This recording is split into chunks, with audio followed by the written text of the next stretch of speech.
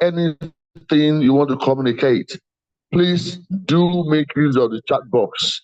Just put it there. We're going to see it from here, and we'll definitely attend to it. Just make sure you go there, punch it into the message box. We're going to see it, then we'll attend to you.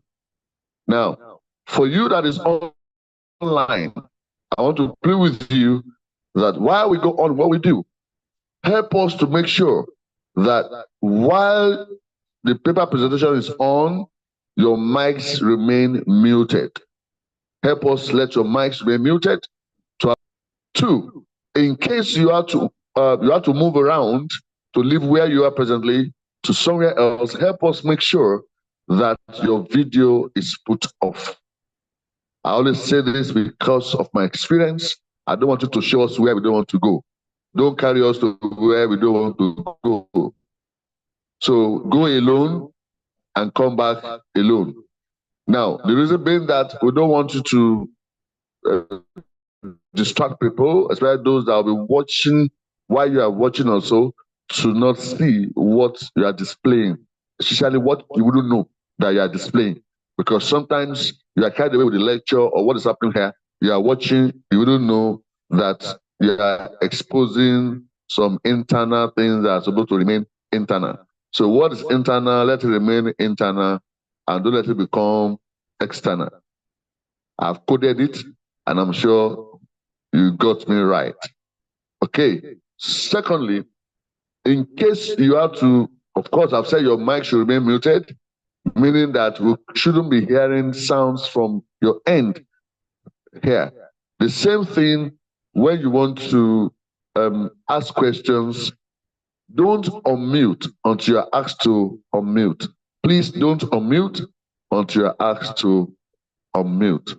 Thank you. And those of us on site, all right. Let me start by saying that you are likely to want to have a call come through to your phones. Please, let's start by saying all phones on silence. All phones on silence. Please don't put it in vibration. I didn't say vibration. Please put it on silence. Don't let it even beep. The reason being that I am sure it's not everybody here that is here today that know his or her health status. So please don't put it on vibration so that your blood will not vibrate and go up. Please leave it as silence so that you remain as you came and go home well the way you have come. I'm not saying so because I know some phones are China, no. But when some vibrate, they can increase somebody's height. You just see yourself go up. So please don't let us do that. Let's put the phones on silence. Then in case you must answer call, maybe you can see your phone is showing light or something, kindly excuse yourself. Consider where you are seated.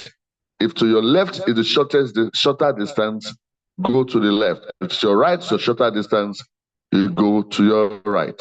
The only thing I want us to do is that don't cross the front of the projector. Then don't move crossing the path of the facilitator. Don't cross the path of the facilitator. Don't cross the front of the projector. The reason being that for the facilitator, in case the person is here, you should know that you have to wait for that person to move away so that you can move out. If you must move out, and not to cause accidents on the aisles. That would not be fair enough. That is not professional enough. So let's do it the way it should be. Then also, if you have questions, thank God that you are physically here. You have your notes in your bags. Please put down whatever questions so that when we get to question time, you can ask. Of course, I know that the facilitator for today will give you room to ask questions in the course of the class.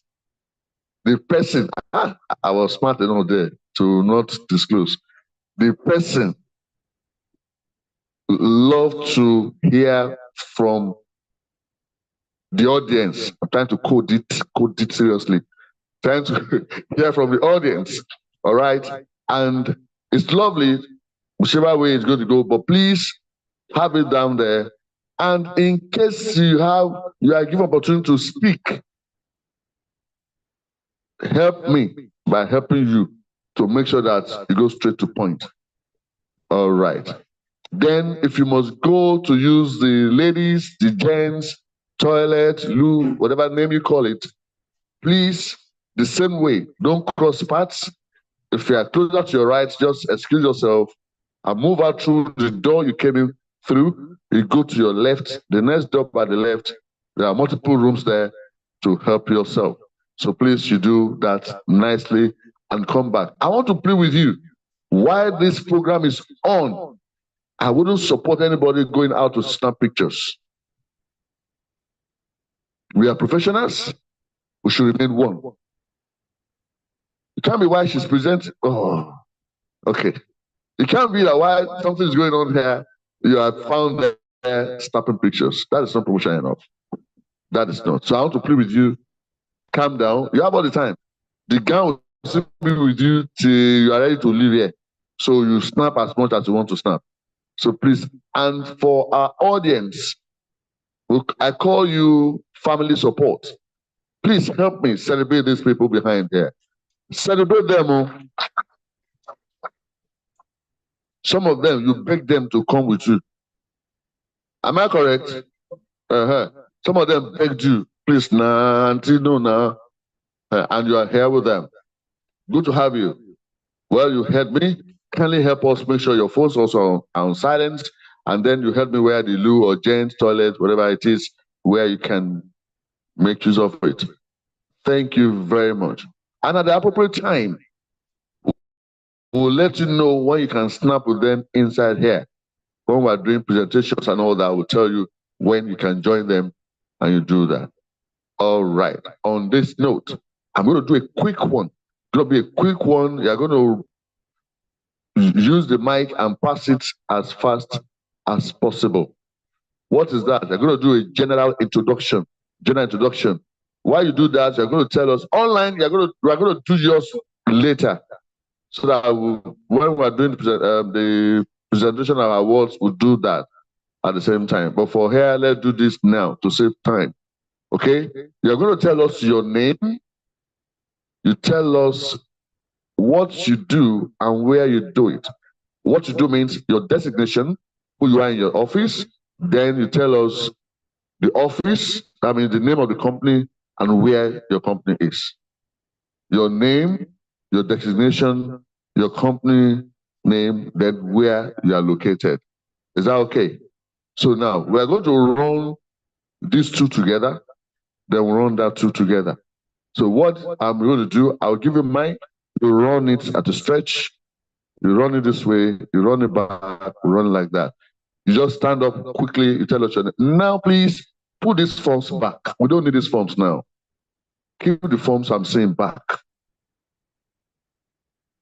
Keep them back. Don't worry. We'll tell you when we need them, so that your hands can be free. Please. Thank you. All right. On this note, I'll start with you, sir. You tell us your name, your designation, the office or company represent, of where you work, then tell us where you're located. Thank you very much. Let's run fast. Thank you. Good morning, everyone. Good morning, those audience. My name is Emmanuel Eme. I serve as Director of Academics, God Leadership Center. It's a global organization. I'm also the lead consultant of Abinem HR Consulting Company here in Lagos. Thank you. Good morning, audience. I'm Honorable Mrs. Foluke Adedeji, CEO, Folu Treasure and Sons Nigeria Limited, situated in Ondo City. Thank you. Good morning, everyone. Adebuke Abidemido is the name, proprietor, Pontopel Educational Services Limited here in Lagos. Thank you. Please, let's use the mic well so that we can hear you well. Good morning, everybody. Yeah, good morning, sir. My name is Dr. Lale Alfred. I'm the risk analyst of computer accounting technology here in Lagos. Applause, please. Applause, please. As I said, your hands will be free. Good morning, everyone. Morning, ma'am. I am Faith Adu from Petro Energy Gas Plant of Vade Delta State. I am the administrative officer in charge. Thank you. Good morning, esteemed colleagues. My name is Kehinde Kanye. I'm the head of HR for Ocean Marine Solutions. Ocean Marine Solutions headquarters is based in Port Harcourt, where we have offices in Lagos, Warri, Abuja, and I work in Lagos office. All right, thank you. Applause, please. Applause. Celebrator, please. All protocol observed. Thank you, ma'am. Ishima Esther Barrow. I'm working with Ministry of Defense, Principal Staff Admin Officer. Thank you. Good morning, sir and ma'am. Adebi Itolulokwe Esther from Federal Ministry of Industry, Trade and Investment. I am Assistant Chief Admin Officer. All right, thank you. Celebrator, please. Don't let me be asking for it. It's a good size. Those are the bag. What's happening? Be a part of this party. Good morning, everyone. My name is Oyindamola Oshiali. I'm the GM Personnel and Admin for Field Offshore Design Engineering Limited here in Lagos. Thank you. Applause for her, please. Good morning, everyone. My name is Omotosho Eunice.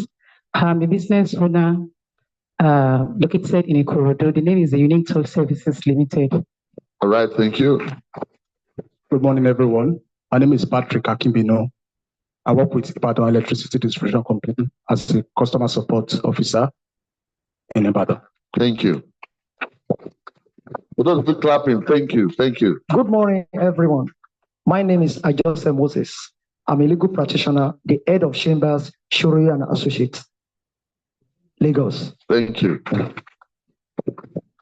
Good morning, everyone. My name is Pastor Elvis Roje.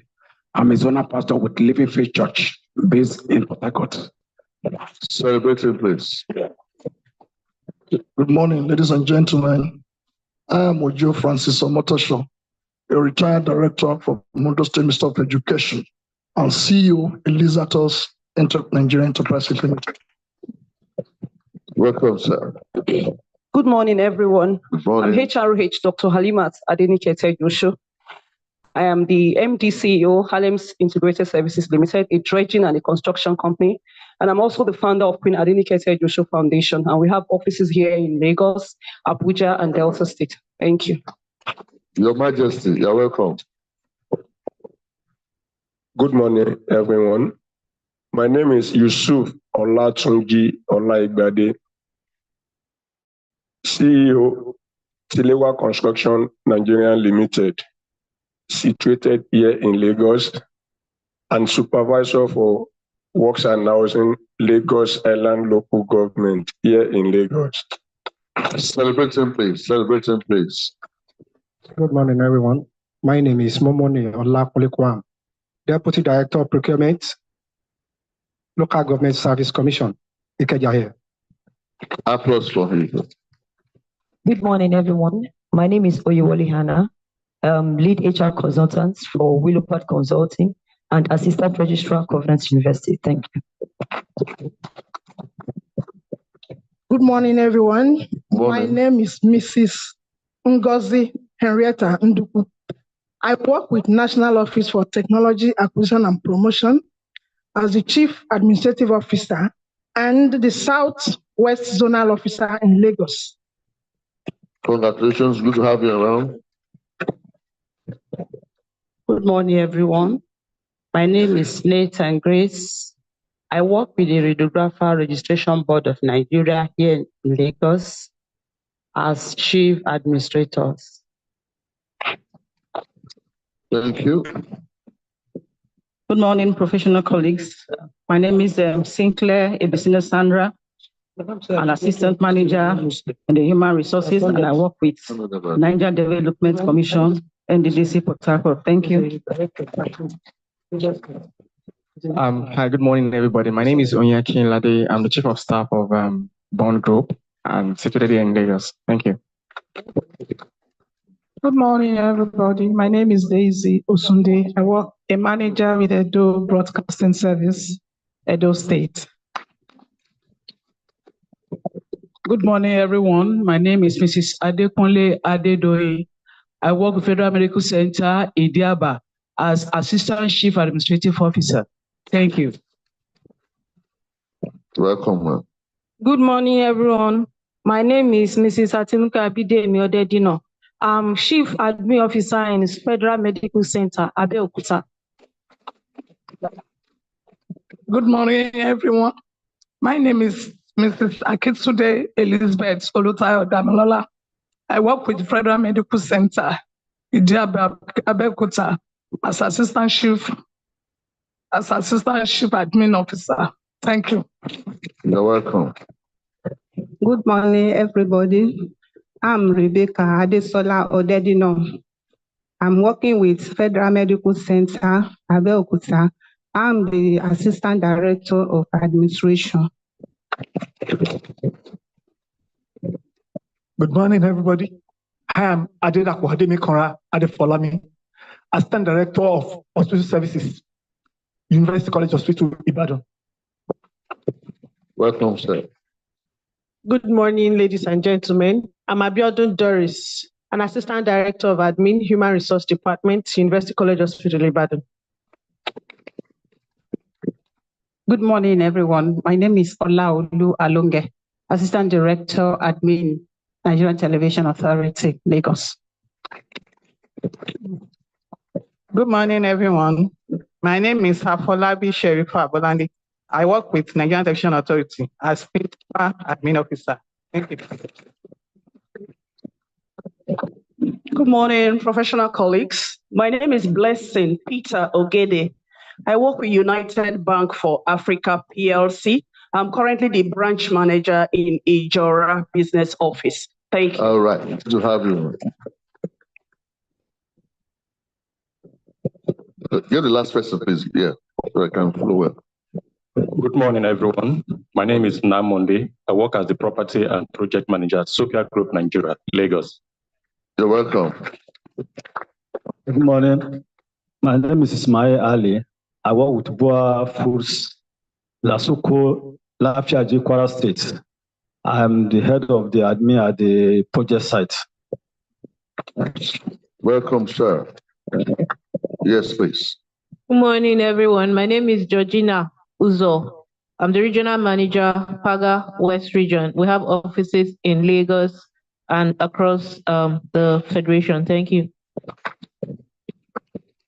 Good morning, everyone. My name is Bosede Kikyo. I worked with the White Clown Limited, Lagos Island, Admin Officer and Secretary. Welcome on board. Good morning, everyone. My name is Pauline Oloche. I work with Seekins Nigeria as the Manager, Digital Marketing / Innovation Administrator. Good morning, everyone. My name is Adi Sumbo Williams. I'm the Regional Head for Diversity, Equity and Inclusion, Learning and Development, and also Talent Management, working for Olam Agri, based out of Lagos here. I'm happy to be here. Congratulations to everyone. Madam, don't take my job now.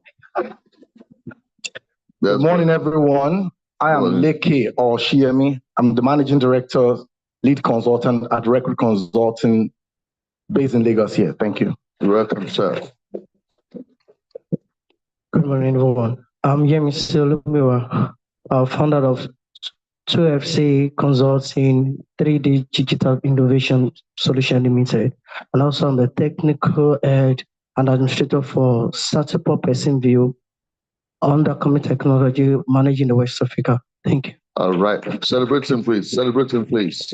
Good morning, everyone. My name is Ohimaime O. Julius. I'm the Regional Admin Officer, Redeemed Christian Church of God, Region 31 Headquarters at Abuliuju, Egbeda. All right. Celebrate him. You're welcome, sir. Good morning, everyone. My name is Olumiefa Oluwatomini. I'm the Senior Admin Officer, Lagos Province 84 of the Redeemed Christian Church of God. Thank you. Good morning, everyone. My name is Adiola Odishola. I work with the Redeemed Christian Church of God, an administrative officer in Lagos, Lagos Province 108, Meron, Lagos. All right. Good to have you. Good morning, all. My name is Shodi Amoreyin Keji Oluwatoyin. Okay. I work with RCCG Redeemed Christian Church of God. I'm a principal admin officer, Lagos 120, Ishefun, Lagos. Thank you. I comment my reserve.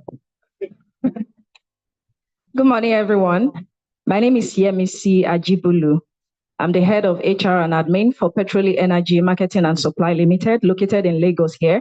And I'm also a director at Front Row Express Services Limited into HR consulting, logistics, and procurement. Thank you. You're welcome. Good morning, everyone. My name is Olitobolu Watobi. I'm the head of technical Jumola Insurance Brokers located here in Lagos. Thank you very much. Good morning, everyone. My name is Abdullah Nurawali. I'm a Deputy Manager, Human Resource Management in NMPC Upstream Investment Management here in Lagos. Thank you. Too much of oil. All right, we come to the right side now. Just follow suit. Good afternoon, colleague. Good morning, sir. Good morning, sir. Okay, sorry. Good morning, Thank you. professional colleague. My name is Magaji Mudashir. I'm the Senior Human Resources Officer to Smart Packaging Limited, OTA. OTA. You are welcome, sir. Good morning, fellow professionals. Good morning, My name is Guri Patience. I work with Independent National Electoral Commission as an Assistant Electoral Officer, Rivers. Rivers. Good morning, y'all. My name is Anna Didiamaka Seria. I work with First Bank of Nigeria Limited as a head cash. Head cash. Head cash. Rivers is beside head cash. Can say how the election can be supported. Good morning, everyone. My name is Jimo Adam. I work with Framework Construction Company, Stroke Bridgegap Consults. I work as administrative staff. Next person. Thank you. You're welcome. Applause, please. Let's do them, please. Good morning, everyone. My name is Alice Oke. I work with Rich Bank Group of Companies as the admin and HR officer and the team lead for Lagos Zone. Thank you. You're welcome, sir. Oh, ma. Welcome, ma. Good morning, everyone. Welcome. Studying on existing protocol, my name is Israel Ajibola. I own a successful brand called Admiral Visuals, and I work as an ambassador for FlagWest here in Lagos. Then I serve as Director of Communications for SDGS Advocate Network. You're welcome. Good morning, everyone. My name is Omar Victor Arno Moses. I'm a freelancer and I'm also as well a graphic designer. You're welcome. Good morning. My name is Christian Eyo Moses. I'm the manager of Goodman Shopping Center and also an e-commerce trader with Jumia and Konka, Nigeria. You're welcome, sir. Good morning, everyone. My name is Esther Peter Udo. I work with Petroleum Energy Marketing and Supply Limited as the Human Resources and Admin Assistant. Thank you. All right, you're welcome. Good morning, everyone. I'm Tony Ebitaye Juliet. I work with NDDC Port Harcourt, and I'm an HR officer. Thank you. You're welcome. Celebrate her, please. Good morning, everyone. My name is Aisha Obemundia. I am HR officer at Vital Products PLC here in Lagos. Good morning, everyone. My name is Kayode Oyedele. I am an associate consultant with Product Resources Lagos. All right, you're right. Thank you. Good to have you. Good morning, everyone. I'm Olajide Adepeju Aderoke. I work with Federal Medical Center, Idiaba, Abeokuta, as a senior administrative officer. Good morning, everyone. My name is Ibukun Oyewale. I am an administrator with RCCG. Good morning, everyone. My name is Shehu Taiwo. I work with 247 Travels, and I'm the HR manager. You're welcome, ma'am.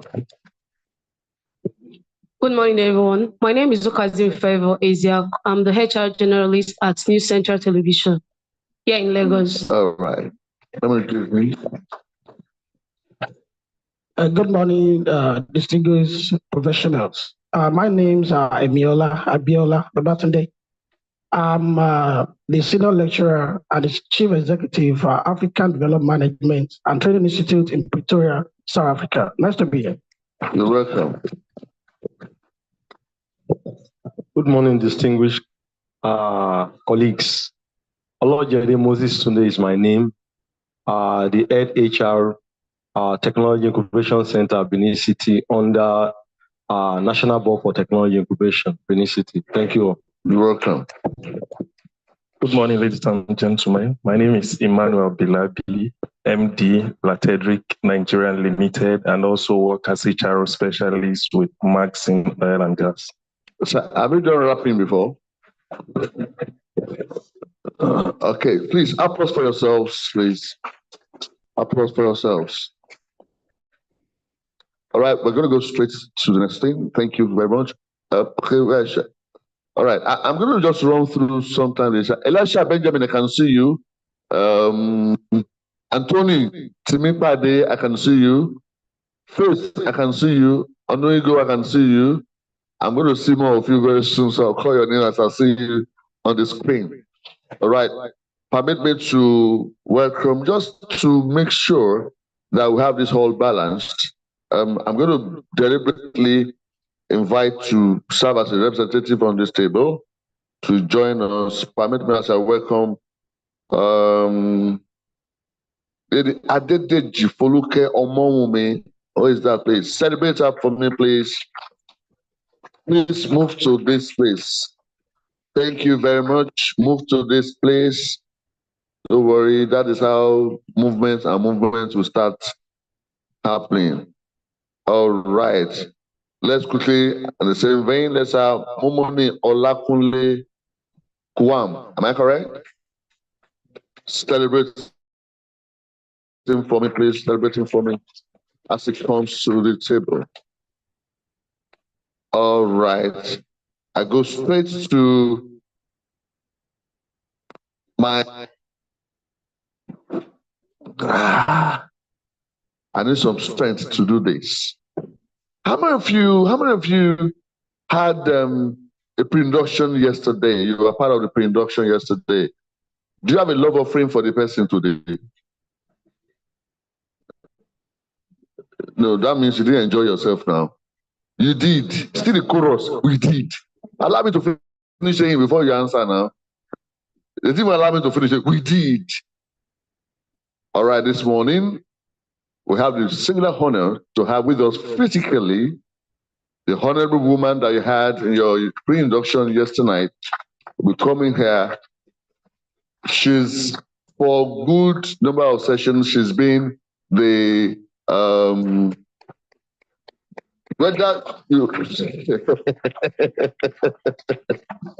the past president of NIPAD, that is a Nigerian Institute of Training and Development. She's in there about 2 tenures, and now she's out of there as president, but she's serving. Permit me, she's a doctoral fellow of this great institute, and I honor her greatly. You cannot honor her as much as I do.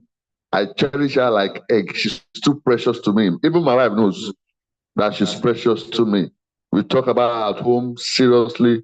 She has impacted so many. And one thing I love about her is that I saw the passion I have, I saw it in her. So I said, by the time I get to her age, my own passion will have doubled that passion. So, yes, so my own will now be passion square. So today permits me as to celebrate and welcome Mrs. Abike Ayade. Please be upstanding and celebrate her for me. Yes. I know that. Thank you, ma. Thank you, ma. You may please have your seat. Thank you. Thank you. Thank you, ma. You may please have your seat, ma. Yes, yes. I've not finished, ma. I've not finished. Permits me to say that, to just retain, because some of you entered while I've done that.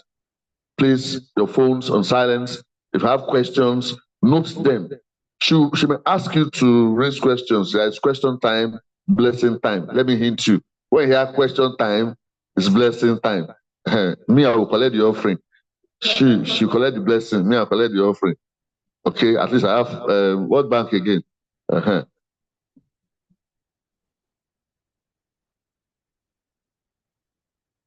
Okay, please, a Toyota V6 Highlander KJA 547EL, dark blue color.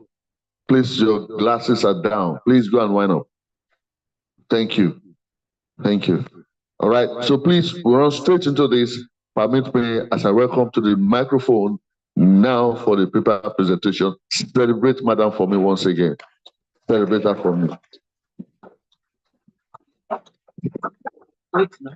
As you said, Madam knows, so we can post. I'm not satisfied. I'm here. Huh? Don't worry. Mama knows. I know. Mama knows. You know I have a big mama. Yes, I'm Mama. I'm not side hand. Wait. Thank you. Good morning, everyone. It's nice to be here. I'm always delighted when I see people who are yearning and hungry for knowledge. And it's always a delight to share experience. I don't know much, but I'll share my experience with you. So you're welcome to the Great Institute. You are here together. We share knowledge. We'll enjoy. So fasten your seatbelt as you go on the roller coaster. We are not going straight into the topic, but we are going to something that will tantalize you. I'm not for tantalizer, but I'm going to tantalize you. So let's move on. Before we go into that topic after this, I love the way that when some of us introduce ourselves, like, good morning, professional colleagues. Good morning, friends. Good morning, this. When somebody said good afternoon, maybe it's in Dubai. Because we're still in morning here. Then only about 2 people I noticed said, good morning, ladies and gentlemen. And we're going to address that this morning. So you're going to, and I heard somebody say, I am the head of diversity, equity, and inclusion, OLAMS. Did I get that right? OLAMS, yes, I love that. So you are going to pay me something when we're done with the topic this morning. So let's quickly go on. As HR, we deal with people, we relate with people, we manage people, and what do we do? So let's quickly look at this. What do you see? What is that? First, the first question is, what is Homo sapien? Question time, blessing time, experience sharing, more blessing. Before we go to answer that question, let me quickly reassure us that all answers are correct, please. This is adult class, okay? No nonsense answer, no nonsense question. Remove the none and leave the sense for us. We make sense out of it. Because in adult class, Baba no they fail. You know why? When I was growing up, I didn't say when I was young, because I'm still young. I just celebrated 19th anniversary of my 24th birthday. Don't calculate.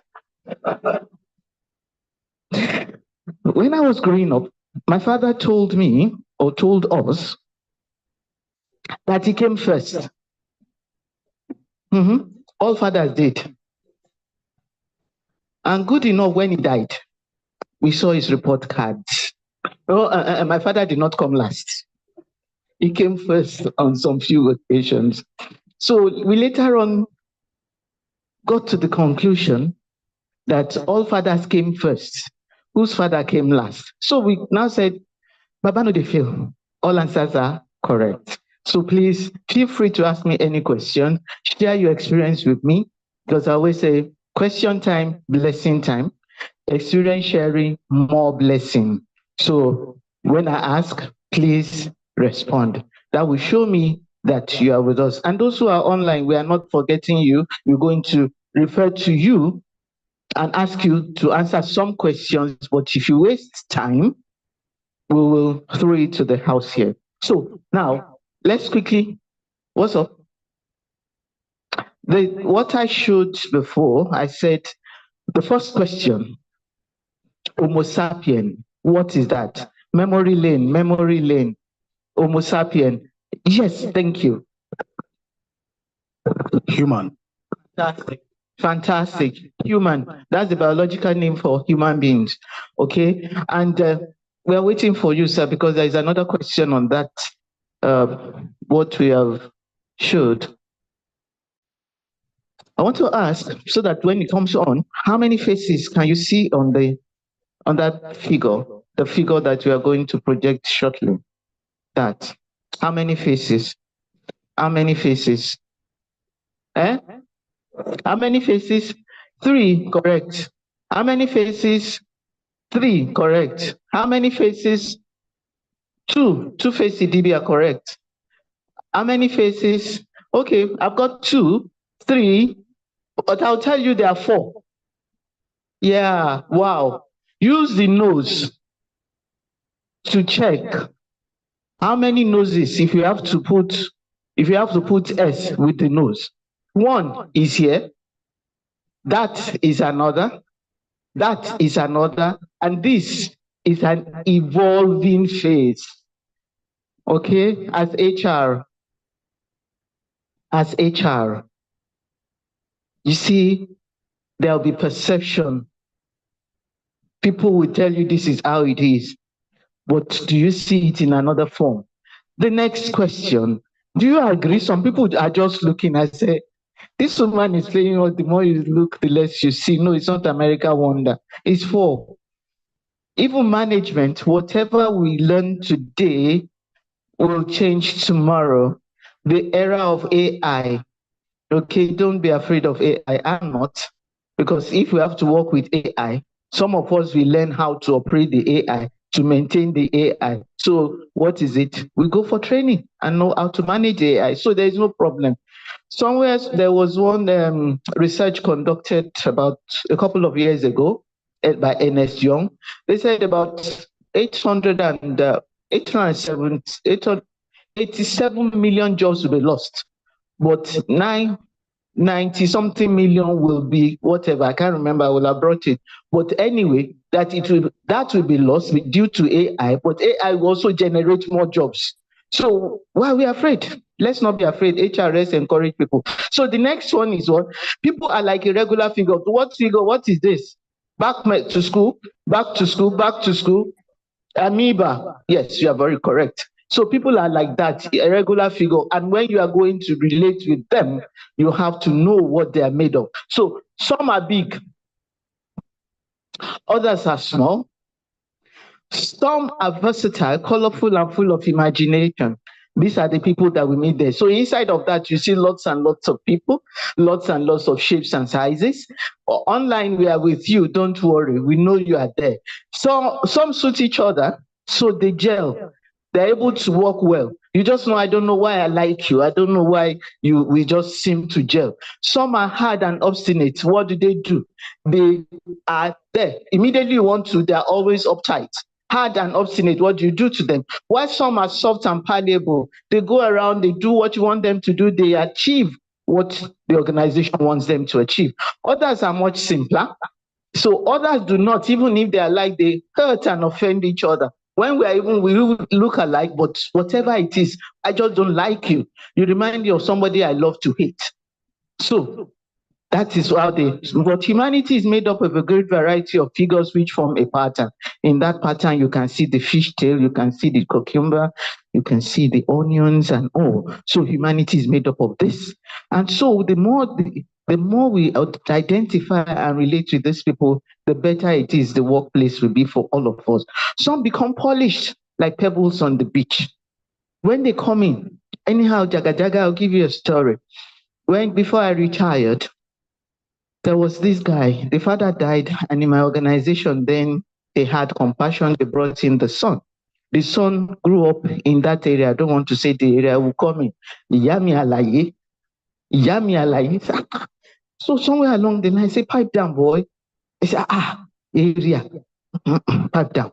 So somehow, eventually, this boy that we thought was not going to be responsible, he got married, he had children, and today he's even a household now somewhere in Moe. So he became polished because he was brought out from wherever. And if we had thrown him away then, what will have happened? So some are bold, they challenge your authority. Even as a child, they will tell you, okay, if you sack me, they will not join my money to your salary now. So some are bureaucrats. What do? They toe the line. If you want to say due process, they say, just, okay, I don't want to go to jail. Due process. Okay. Others are calling, we are getting to their season now. But in December, during Salah, they will say, oh, okay, Christmas is coming. Well done. Why? Because we are going into appraisal season. So they will now want to warm their way. Okay, I hope that petrol matter did not affect you. I have an uncle that has filling station. When you run short, let me know. They are calling. They know because of the low effect that you have when they are appraising them. Others know their limitation and they keep on the safe side. Those ones, where you put them, just give them what they want to do. They don't go beyond that. Others ignore their limitations and they do what they lead their own lives. So these are others ignore their limitation and live their own lives. What do? These are what the people who call the people that are all over the place. What do we call them when we were growing up? I remember Peter.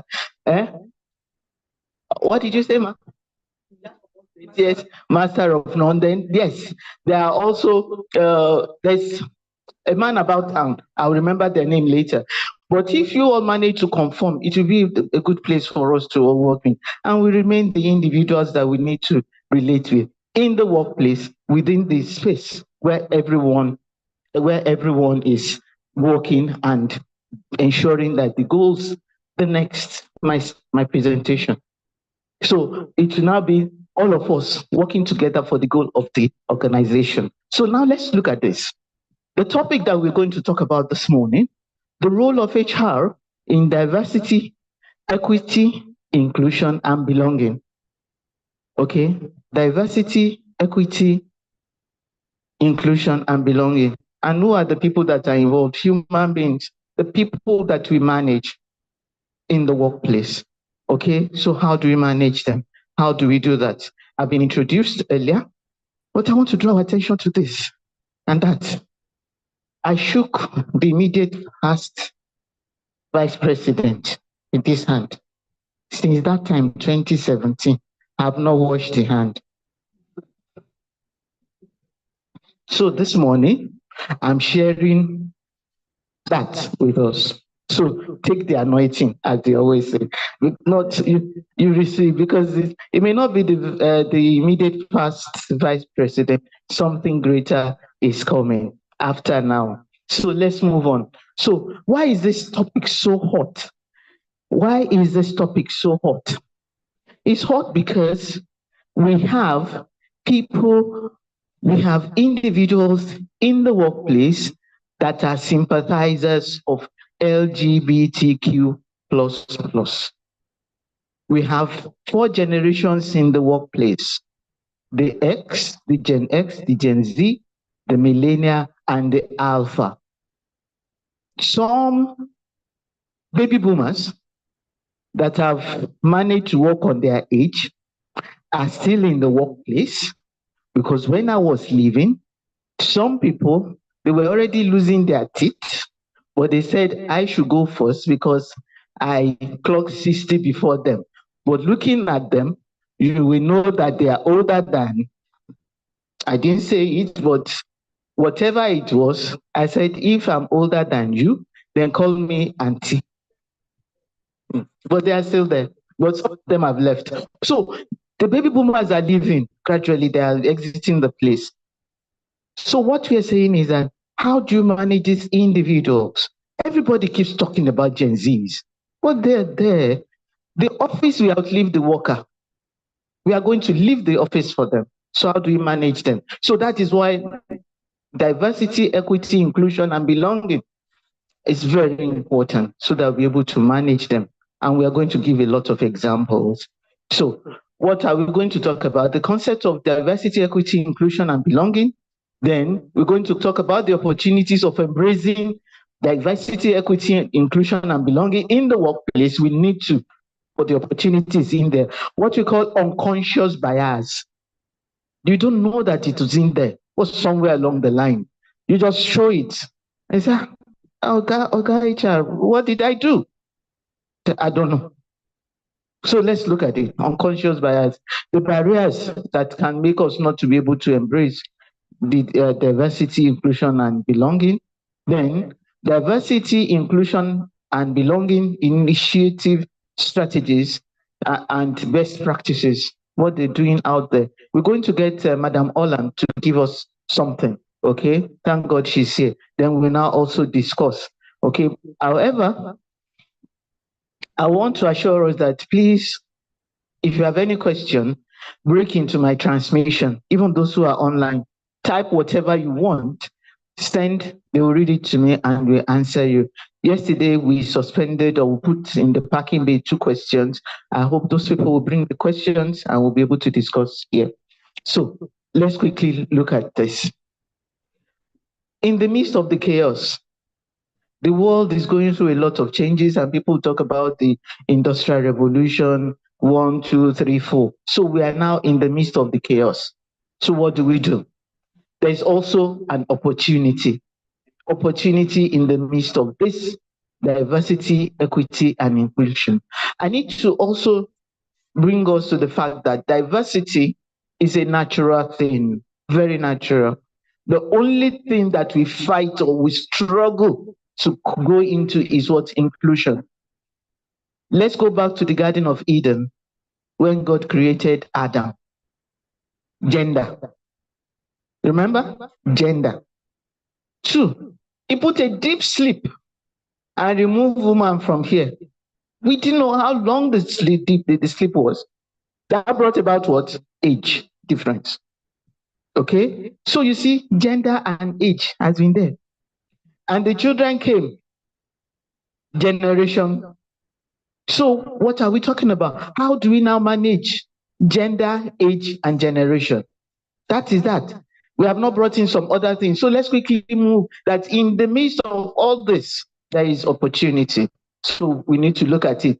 We now live in an era of accelerating change. And we all know that what change is the only thing that is constant. As we step out of here today, you become a fellow, associate member, doctoral fellow, whatever that you have come to achieve here. There's a new world out there. Change. And that is what we need to get. So, an era of accelerating change, a landscape in which social, cultural, and technological progress is increasing at what? Exponentially in an ever shorter interval. What we are talking about, by the time you Google it, it has changed. Let's even forget Google. How many of us, I will go funny. Some people say it is not Chat GPT. It is called what? Chat GPT. Funny. Because ask me anything and I'll give you the answer. But somehow, the people that created Chat GPT has put a caveat that it may not be right all the time. So change is always there at each step of the way. Even if you ask ChatGPT one thing, the next question, the same question, just add something, it has changed. So it's changing regularly at a pace that we cannot even understand. So how can we get a diverse group to buy into a common vision that this is what the organization wants, and we have different generations? How do you as HR convince them that we are all in the same boat together and we need to survive? So what do we do? Let's quickly look at this. A diverse workforce will allow us different types of viewpoints, foresee challenges, take advantages of new opportunities, identify new trends, then understand what products and marketing strategies are out there. Gone are the days of the 4 Ps of marketing or whatever. People are not using that anymore. Before you say Jack Robinson, they've Googled it. As I'm even talking now, some people are Googling or looking at their ChatGPT to see whether what she's saying is right. So it's very important. So identify new trends, then motivate staff and lead them to higher responsibility, productivity, and lower absenteeism. If you don't know your staff, if you don't know the team leads, if you don't know those who are going to, manage the organization, you just be working solo. As we said yesterday, if you look behind or you look back, see those who are following you. And in HR, our job is such that I call us the middle belt. The middle belt in the sense that when you are facing management, you are backing the workforce. And if you are backing the workforce, you are facing management. And most of us find ourselves in the C-suite or in the boardroom where policies are being churned out. How well are those policies being executed in the workplace? So we need to. Hence, an inclusive environment that values what diversity will create stronger organizations that are more likely to remain successful. We always say that, why is it that the Nigerian organization made in Nigeria, not those ones that came in, like, let's talk of indigenous. Thank you for the English. Thank you so much, sir. Indigenous organizations, why are they not surviving? So many of them have died before 50. They're dead. Some cannot even remember. There was one place I was asking, how many of us remember the Abiola bread? I can't even remember the name. Some people say, which Abiola bread? Was there any Abiola bread? I said, yes, there was Concord, inside Concord, somewhere there. I can't remember. So the Wonder Loaf, thank you. Oh, you know, thank you for reminding me. It's just now that you have said it that I remember. I forgot. So many people did not even remember Abiola bread, Udutola tires, Teju Shofum, and all those type of things. Some of them. What we remember, 1759. Abi, am I right? Yes. What happened? What is wrong? Okay, these are some of the things that we need to look at and see how we can manage. So let's quickly look at this. The picture shows diversity. We see all sorts of colors, faces, and all. Okay, that is diversity. Equity, you want to manage. And that is where I have issues. I know some of my fellow gender, I don't want to say ladies and gentlemen, we'll talk about that later. They will not like what I'm about to say. But when you put diversity, equity together, it's equals to all these people and that human being, that face that we started with. This, I want to quickly dwell on so that as HR, we'll be able to know how to manage gender, age, whatever it is that comes our way in the area of diversity. So, and that is, I will state that was a song.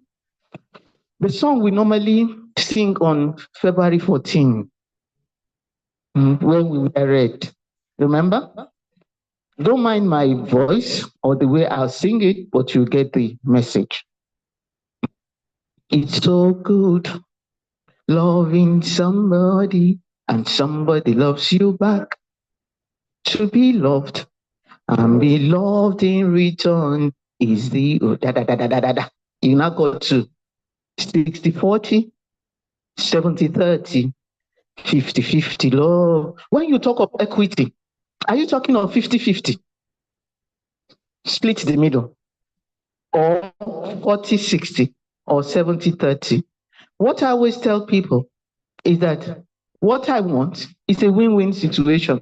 If I'm happy with 30 and you go away with 70, I'm happy. And as far as I'm concerned, that's equity for me. Once I am happy with what I'm going away with, and we're having a win-win situation, and I'm able to deliver what you want me to deliver, that is equity with me. You know, this issue of equity and whatever started with the Beijing conference. Well, I'm sure they were even talking that some of them thought it would be 50 down the middle. Even in Nigeria, when we said government should give us, is it 35% or whatever? Are we up to that? Is it up to the 10? Please, we remember that they are recognizing us. Okay, so that is that on gender. So that is what we want. The individual is equals to equity, diversity in this. So let's quickly move on. Men of quality respect women, or women what? Equality. So let's look at it and see what we can do. So let me give you the story surrounding this.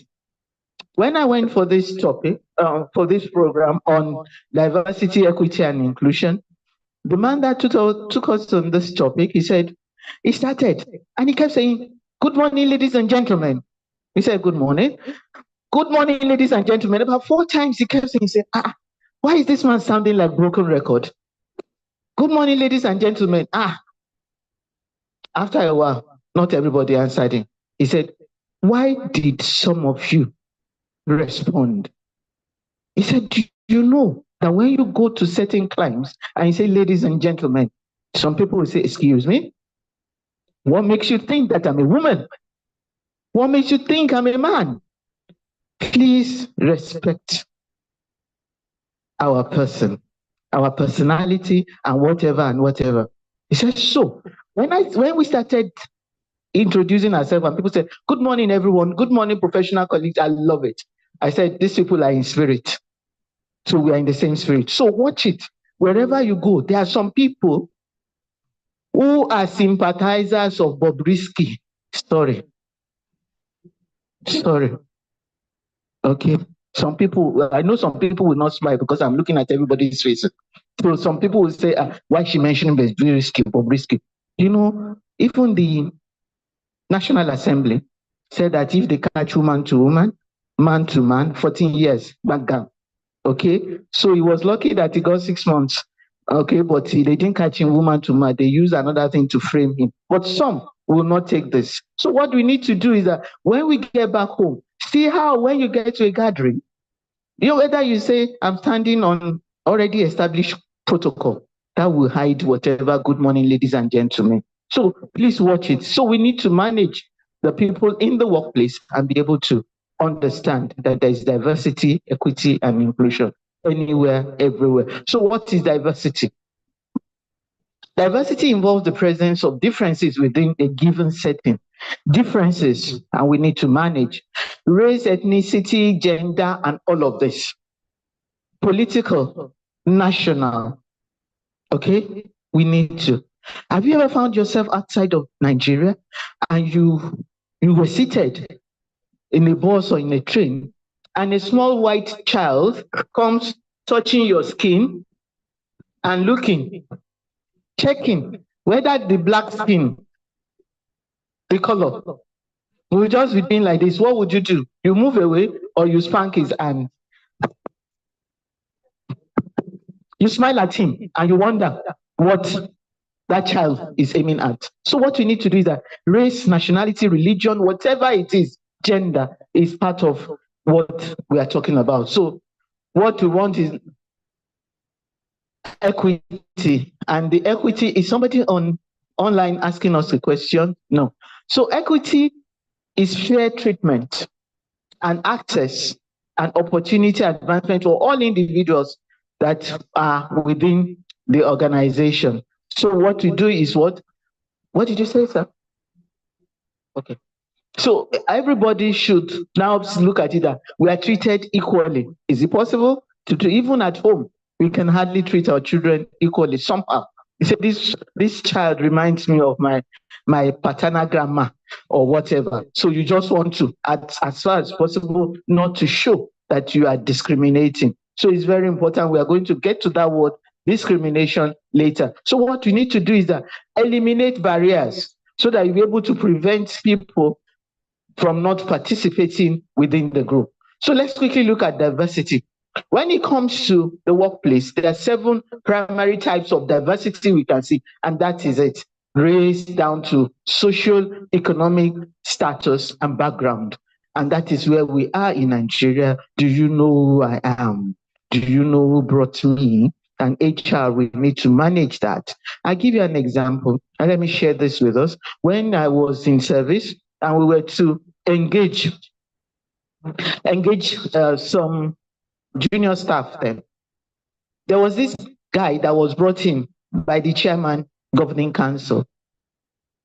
We were told that we were already informed that he belongs to that group. So he came in with his shirt flying because he was brought in by the chairman.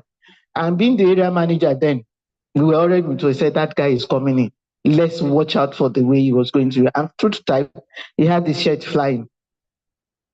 I took a look and I said, my friend, where do you think you're coming to? Or where are you coming from? Or whatever I asked him. He said, I'm here for the interview, man. I said, and you are like this? with your shirt flying. And he started, and I said, my friend, go out and go and dress properly. Didn't you see others that came in before you, or those you are seated with? And he said, yes, ma'am, yes, ma'am. He went out and he dressed properly. I didn't want him to have that feeling that, do you know who I am? So when you find yourself in such situation, someone is behaving what we call presenteeism. It's better that he stays out, that we know he's absent, than he's in the office, 30 days make a pay, okay? Oga sell, Oga does not sell. Conductor's money must to complete. So what does this do? So we are looking at that, and you see religious and spiritual beliefs. All this are the things that are affecting diversity, and they are natural. People with special needs, Nigerian, whether constitution or whatever, said we should take care of them. That is why before there was never the RAM for those in wheelchair. There was never a place where they would say that this is for people with special needs. How well are we doing that? HR, do we have space for that? Even in the federal civil service, how well are we managing that? So we need to look at it that some of these 7 types of diversity give room for us to be able to manage the people, get innovation, creativity from that. How many of us read, apart from looking at those who do TikTok content creation?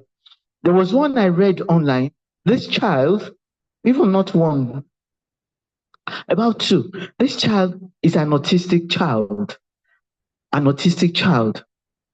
is doing so well that they said, then at what point would we say a child is an autistic child, has autism?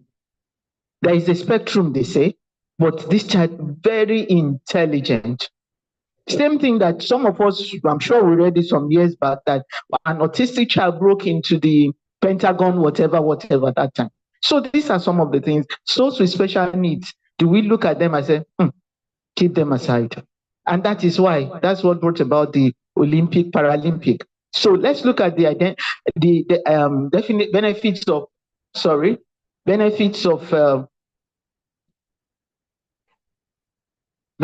of diversity in the workplace: higher innovation, better decision making, higher employee engagement. They see themselves that, yes, I belong to this, without discrimination. So all this we are going to read later, okay? Reduce employee turnover, because they believe that, yes, I am part of the system, and that is what diversity brings to us. Improve hiring results. So let's quickly look at some of the concepts. See, 6-9. Some of us, wherever we find ourselves, we look at it that I'm seeing the right thing, and the other person also is also seeing the right thing. So what do you do as HR? Those of us that listened to the presentation yesterday, leadership, and your attitude. So we need to manage them, because the way I'm looking at it is 6, to you is 9. So perception is part of what we should manage in diversity. And when we now look at it, that this is the personality in the middle. It's surrounded by the organization, external and internal. How would you manage that? And even if you put yourself in here, how would you manage these 3? Within the organization, internal politics, then the external. And some of us will always say that I will not partake in office politics. Is it possible? Question time, lesson time. I can see you shaking your head. It's not possible. Why? You have to partake like there's decisions that has to do with top management level decision making. So if you don't partake in it, they won't remember you. You know, that's just based on my own experience. Yes, that office politics, whatever it is, I'll come to you, ma'am. Yes, we need to partake in the office politics. Yeah, actually, we can avoid to partake in avoid it by being diplomatic. Exactly. You see, you have used it too well. He said,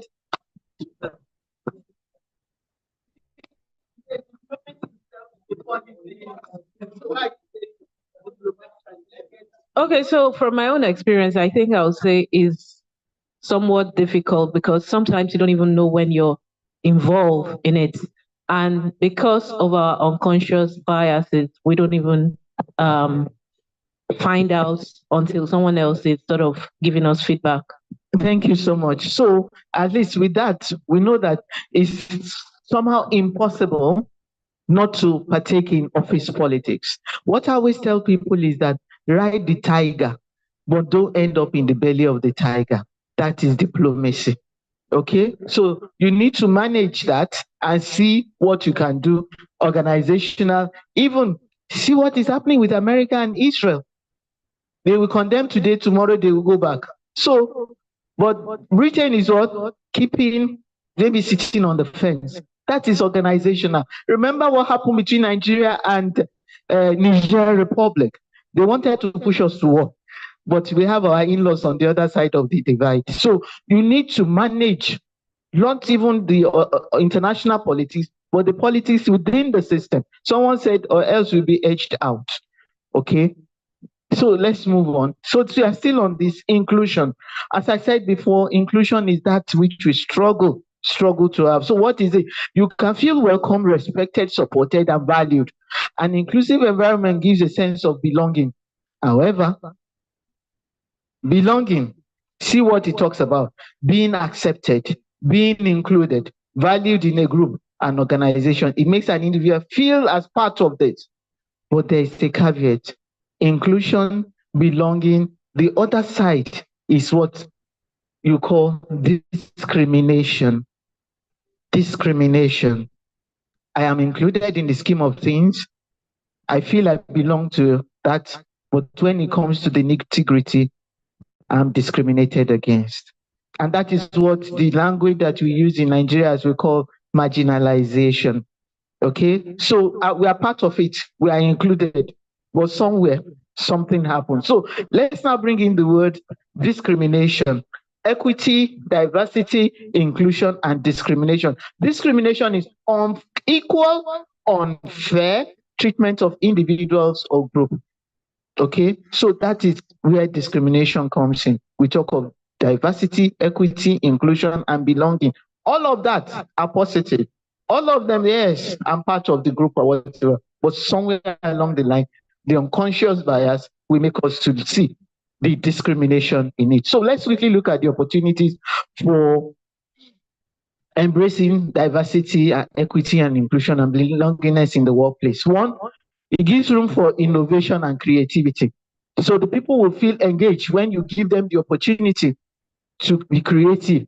And as I always say that the bottom-up approach will always give us that opportunity to use innovation and creativity. What is bottom-up approach? You know, normally this thing comes from the top to the bottom, but down there, a lot of beautiful ideas, lots of beautiful ideas. And if you don't give them the opportunity, you say, who is it? Level 4 officer, what does he have to say? Okay, wait for your turn by turn. But beautiful ideas don't kill it. I'll give you a story to support that. I used to know,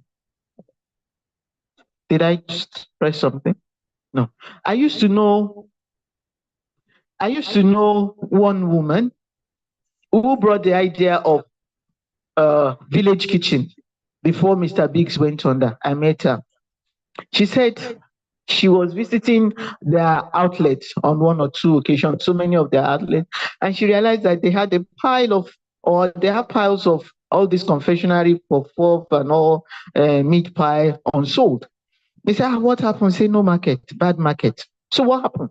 She now went to other eateries and saw that they were selling Nigeria mother tongue food. So she came back, wrote a letter, wrote a suggestion and everything. But somewhere they said, UAC, to sell, bring me that one, like Mama put. It's not in our culture. No, it's not in our DNA.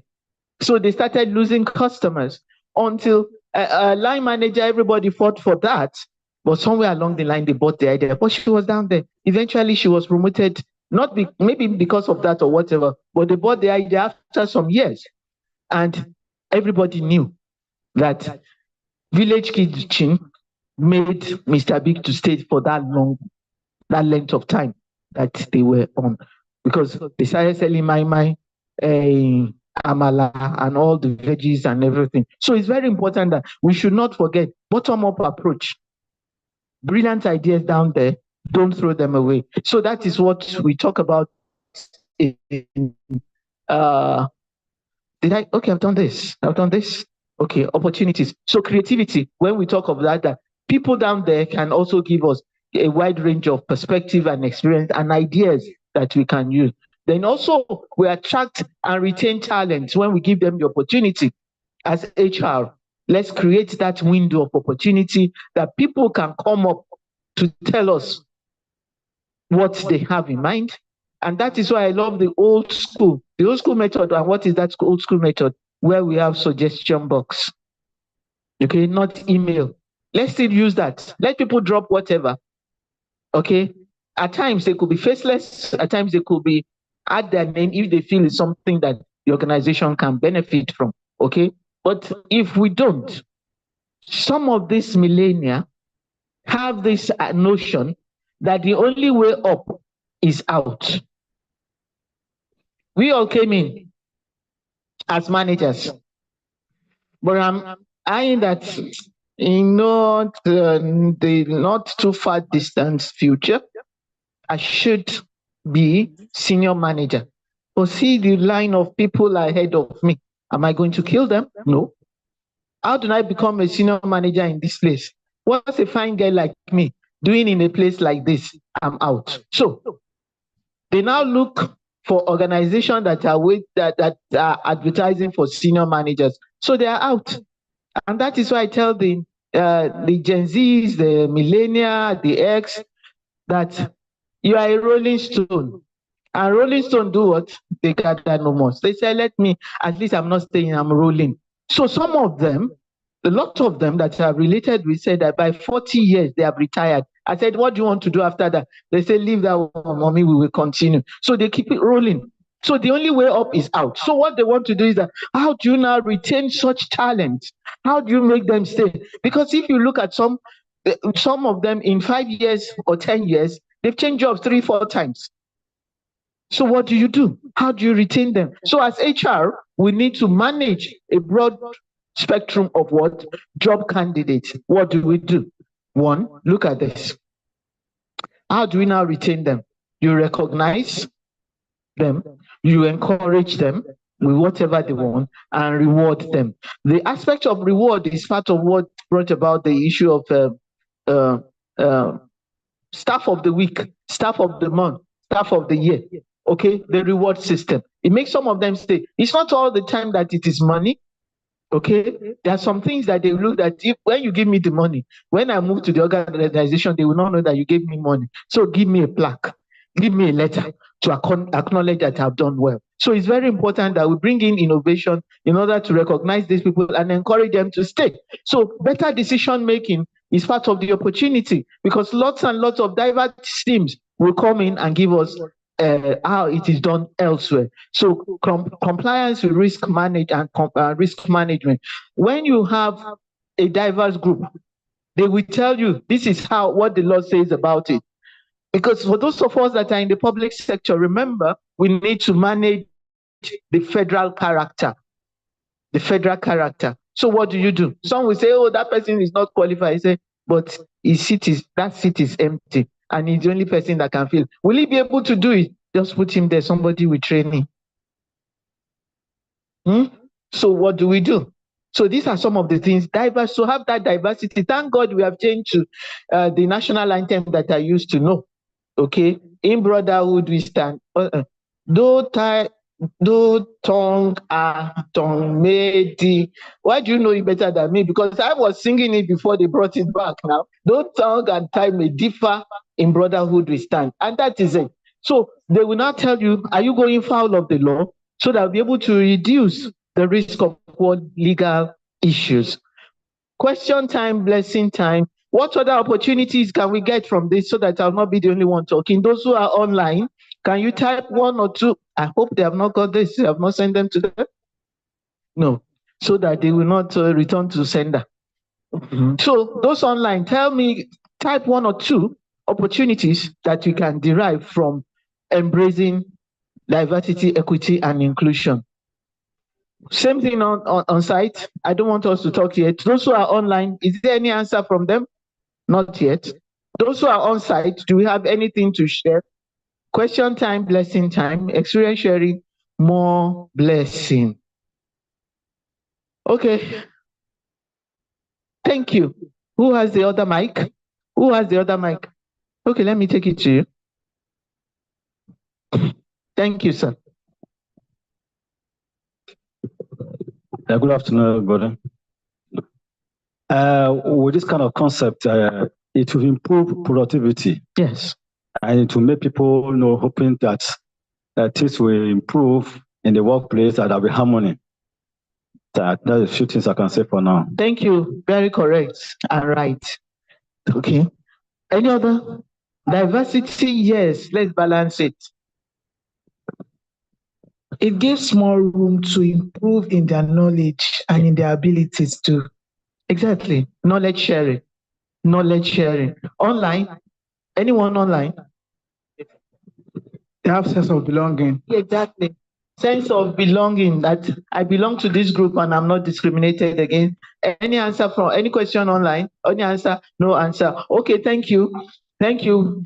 All the answers are correct. Correct. Okay, not just. Okay, so let's move on. Other opportunities are employee feel engaged and higher morale. That if I have a voice, then that means we are all in this together. Then you foster a positive organizational culture. People will not go foul of the culture because they will think that, oh, if those who understand the culture of this organization have been there before me and they have been able to. Is that not so? Is that not so? It's so. Is that not so, man? Yes, it's so. So it's so. So it's important that it will foster a positive organizational culture so that everybody will feel that we are part of this together. And let me give you an example of this. When I was in service, we had our T-shirt. And we said T-shirts must be worn on Fridays, dress down Friday. But somewhere along the line, our Muslim brothers, the Muslim faithful, because they are women too, Muslim brothers and sisters, and we're treating diversity. Our Muslim faithful came and said, Madam, please, this thing that we have started is good, but we can't be wearing our T-shirt to mosque on Friday. Can we move the T-shirt to Thursday? It's a culture. It's not something that is written down. It's something that all of us somehow just agreed to. And we said, why not? So these are some of the things that you feel that there's a culture that we can change, that will make people to feel that we are part of the system. Imagine if we were headstrong and said, no, it has to be Friday. So people will feel marginalized, alienated, discriminated against. So it's very important as HR. Let's look at what is positive within our culture and manage. Then you also enhance brand reputation. I want to call out on our Olam's doctoral fellow. I don't want to say lady now. Doctoral fellow to talk about brand reputation, because you're talking about diversity and inclusion. How well has it helped Olam? Let us share the experience. Thank you very much, Ma. It's helped Olam in various aspects. We've become one of the top employers recently because of the fact that we're leveraging the diversity, equity, and inclusion in our talent acquisition, and also projecting our women. Olam is a solely manufacturing industry, and we have not too many women there. So by helping the women to grow them, to develop them, it's now positioning us as an employer of choice. Brand reputation. Some of us know Olam for food and food manufacturing, but now that area that they are now employer of choice. Because when you go to some of these manufacturing companies, you hardly get women. It's usually men. Okay, so now they are now employer of choice. They have opportunity for women to come on board. So thank you so much for that. Did anybody send us anything online?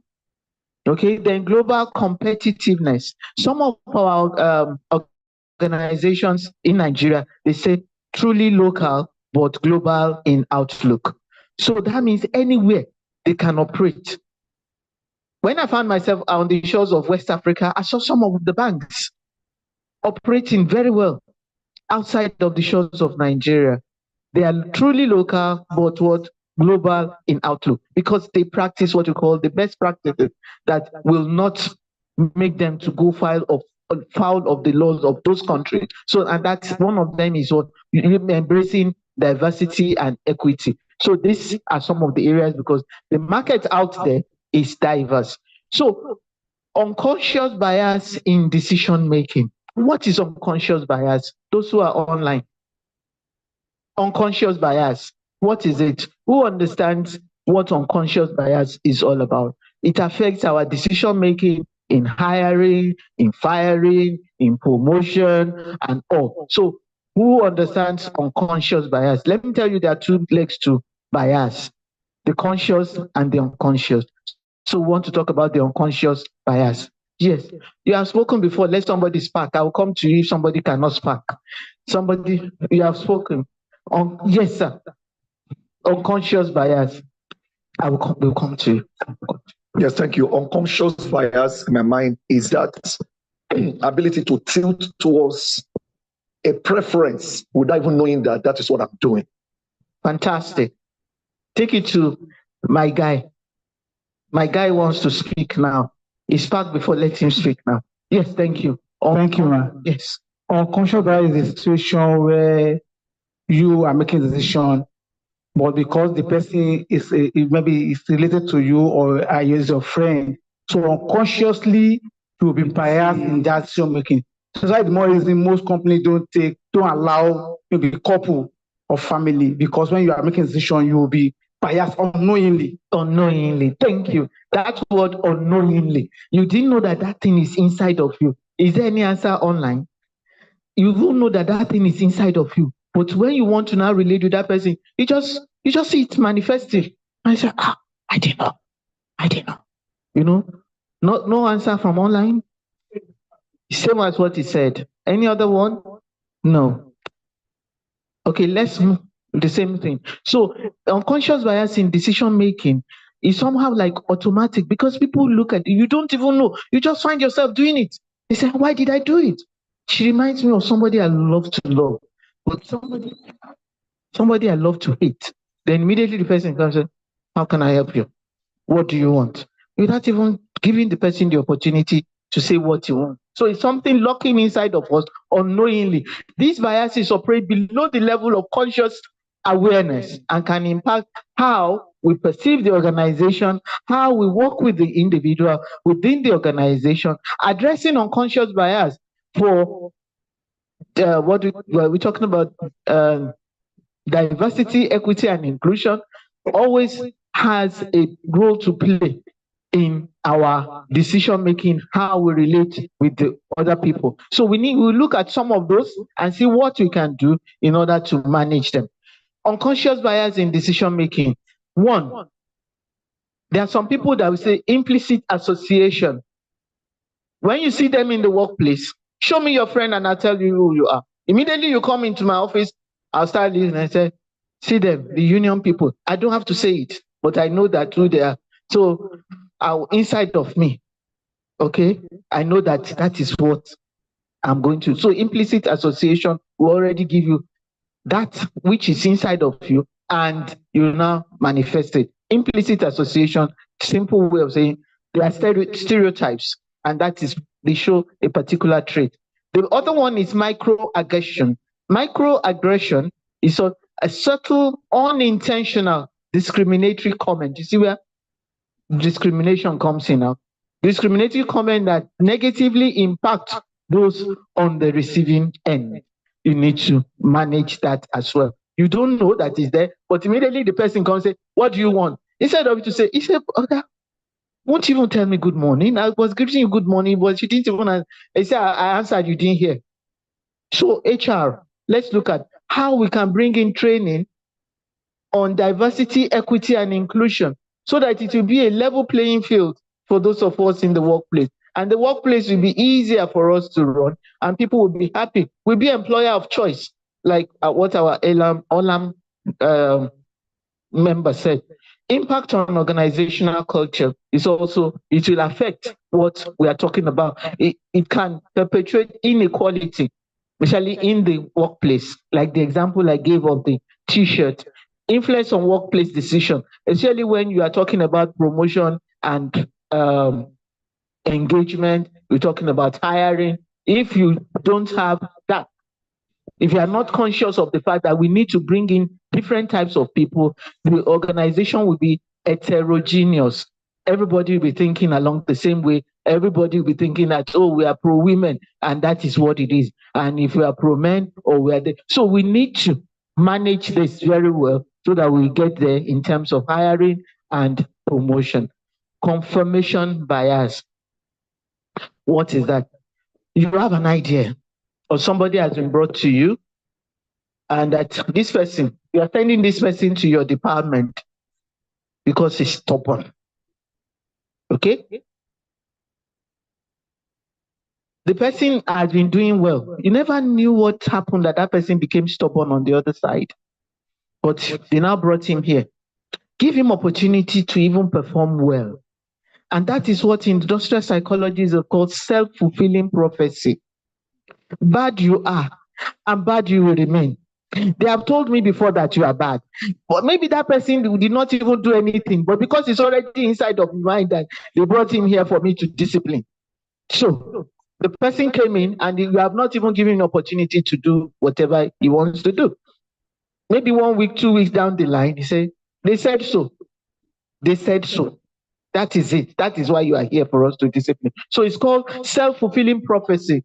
The person has confirmed what was you were told about him. Confirmation bias. So what do we need to do? We need to now have strategies to mitigate unconscious bias. It is something that we need to wake up.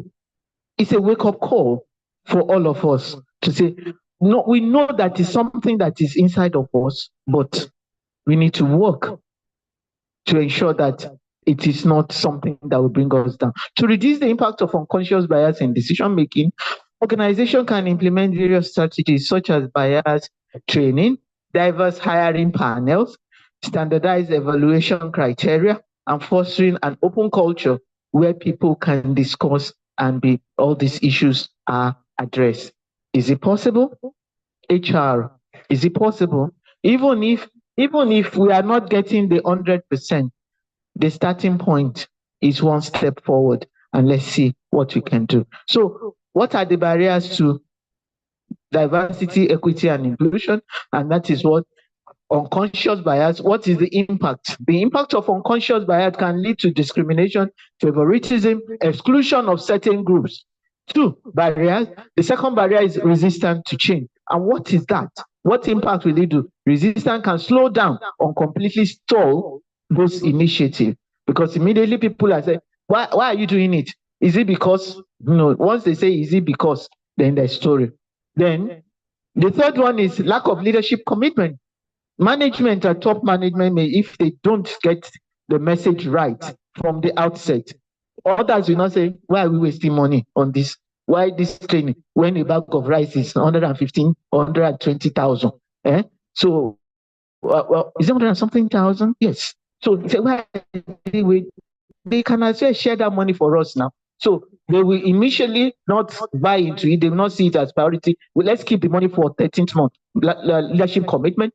Inadequate resources. Oh, I'm sorry. Inadequate resources. Where is it? Sorry.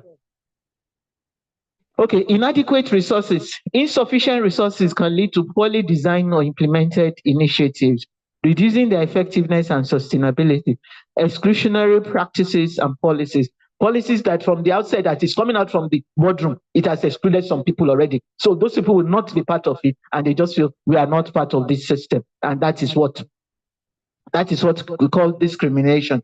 Tokenism is when this can lead to resentment. That's small bits, like we do to the token. You know that token that we get in the bank, small, it comes out in trickles. So it can lead to resentment, lower morale, and perception that these efforts, the DEIB efforts are not genuine, that they are just giving us, testing us, how we want to react and whatever. So as HR, let's manage this very well. Cultural misalignment, what will that cause? That the culture within the system is not in favor of whatever, so in favor of certain people or some of us or all of us. So it can cause friction and make it harder to embed these principles into the organization daily operations. For those of us that were online yesterday, you remember that triangle that we had. The lower run of the base of the triangle shows that the people that are doing the work. Then we also have them as what you remember, the bones, the jawbone. So they are the ones that do it. So the impact on this, they are the ones, they can upturn the system. No matter the amount of money that you go to lend out there to run the system, if those people down there want to make the boat to capsize, they will do that. Ineffective communication, poor communication about DEIB initiative. If they don't communicate well, people will feel that they have hidden agenda. Then the impact of that is that when employees are not well informed or involved, they are less likely to support or participate in all this effort. Lack of measurable goals. It is quite important that we have job schedules, key result areas, and all other things that you can use to measure how people are working within the system. Then stereotyping and discrimination. When you stereotype some people, I'll give you an example of this. Sorry if there is anybody in the house or online that has people like that. I know one of these training programs that we attended, somebody got up and said, there is no way I will allow my daughter to bring in somebody with dreadlocks and say, meet my husband to be, or somebody with tattoo. That's discrimination. He said, madam, it's my daughter. So I said so. So that can also affect some people in the workplace. Okay? The Gen Zs, the millennials, they want to have the Rasta. They cannot be caught dead wearing suits to the office. They want to have the casual, official, casual, and all those things. So now you now look at that person and say, because I have the Rasta. Sorry, we call them Rastafarian when I was dreadlocks. We call them Rastafarian when we were growing up. That's the era of Bob Marley. Okay, so but now they call it dreadlocks. Okay, so you now look at that person and say, there's no way this person can dreadlocks and be responsible. And another person now stood up and said, because of the job that they are into, they're into security. He said, there is a law. I said, are you sure? He said, that is the law that guides their job, or that consulting, whatever, security, whatever, that no way would you bring somebody with dreadlocks. No way would you bring somebody with tattoo. I said tattoo can even be hidden when the person wears the shirt and whatever. But some want to put the tattoo here to know that I have tattoo, or on their legs or wherever. But it's very important. How well is it the person's look or what the person is going to deliver? It's also always said that the hood does not make a monk. Okay, so we need to look at it. Some of these biases we need to manage very well. So let's look at it. Stereotyping. This behavior not only harm the individual affected, but also undermine the trust and collaboration within the organization, leading to what? Toxic workplace culture. These are all barriers. Okay, overcoming these barriers require what? Comprehensive approach, commitment from leadership, adequate resources, continuous education. That is why we are here. The willingness to adapt organizational culture and the practices that will support, okay, that will support diversity, equity, inclusion in the workplace. So let's quickly wrap up what all this is all about. Those barriers to equity, race down to ignorance. Some of us don't even know. Some of us don't even know that diversity is there. Some of us don't even know that we need to struggle to manage inclusion.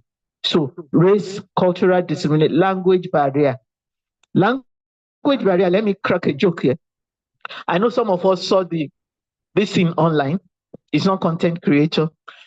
Someone wrote and said, this Igbo guy was befriending, this Yoruba guy was befriending an Igbo lady. And he knows that the mother said, don't bring me Igbo girl. He said, okay. But he's so much in love with the Igbo girl. He told the Igbo girl that when we get to mommy's place, and she asks you, what is your name? Just say, BC. I'm sure some of us saw it. He said, BC. He said, okay. So when they got to mama's place, he said, oh, my daughter, you're welcome and everything. He said, oh, what's your name? I said, I'm BC. I said, good. BC. But you know the way she will call the BC, probably not as the BC of the Yoruba. Oh.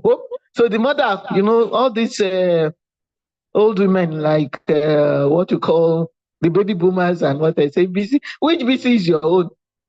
He said, because my son, his father is Olabisi, his brother is Adebisi, his grandfather is Omobisi and BC and BC. BC runs in our family. He said, which BC is your own? He said, Undu BC. At least BC is there. So, you see, language can be a barrier.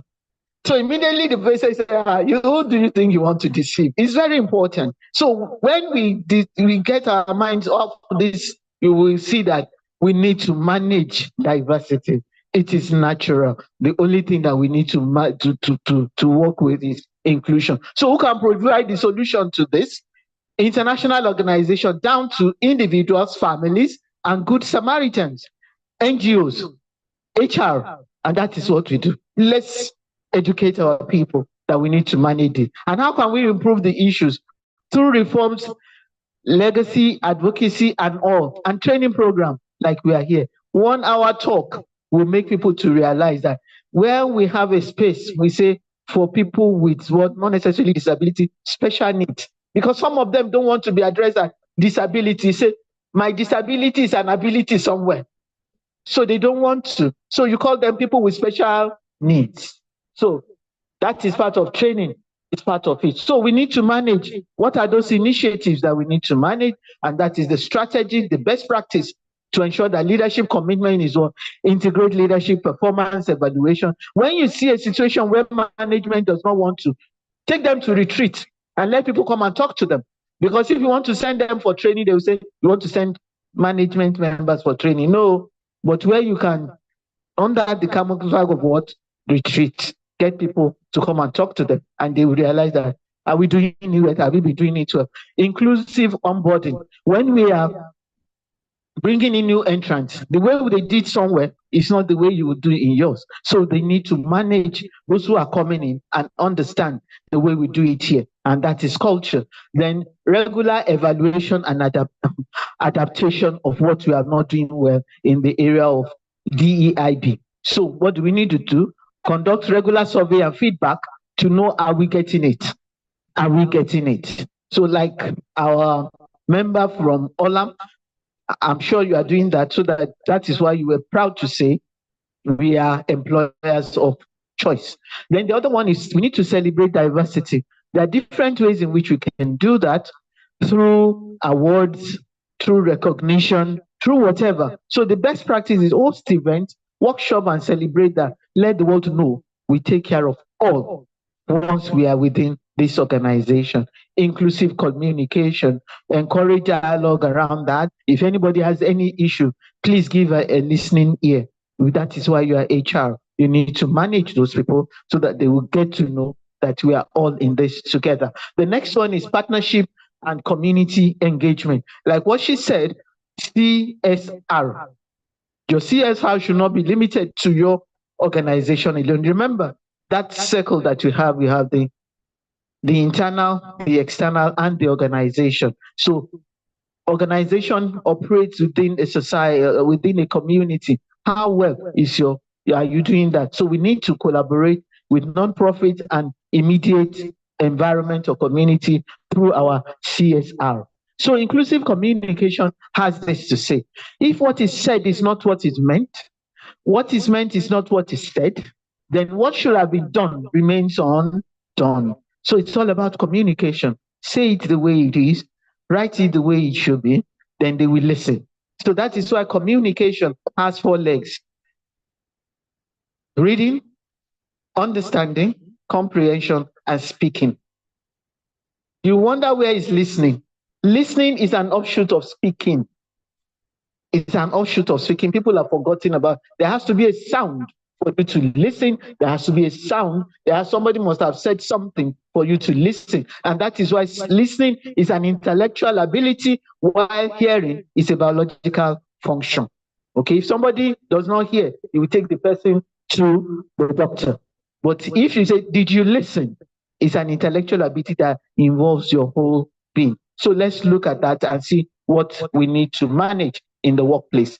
So inclusive processes, data-driven, okay, data-driven decision-making, manage your data and see. Some organizations don't have the research and development, but we work around our community and those within the system. Then the other one is equitable compensation and promotion practices, where people feel that, why am I stalled? Why did you bring in someone? Especially the story of Brother Yellow. You brought in, there's a vacancy. Brother Yellow has been on the job forever.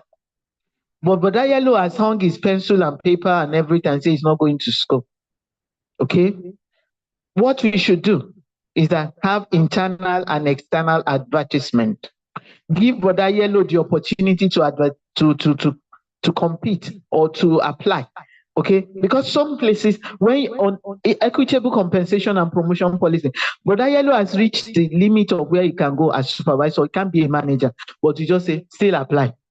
Because when you now bring Uncle JJC, who went to university, has finished NYC, but does not have the years of experience that Brother Yellow has, Brother Yellow will throw spanner in the wheel of progress and nothing will work.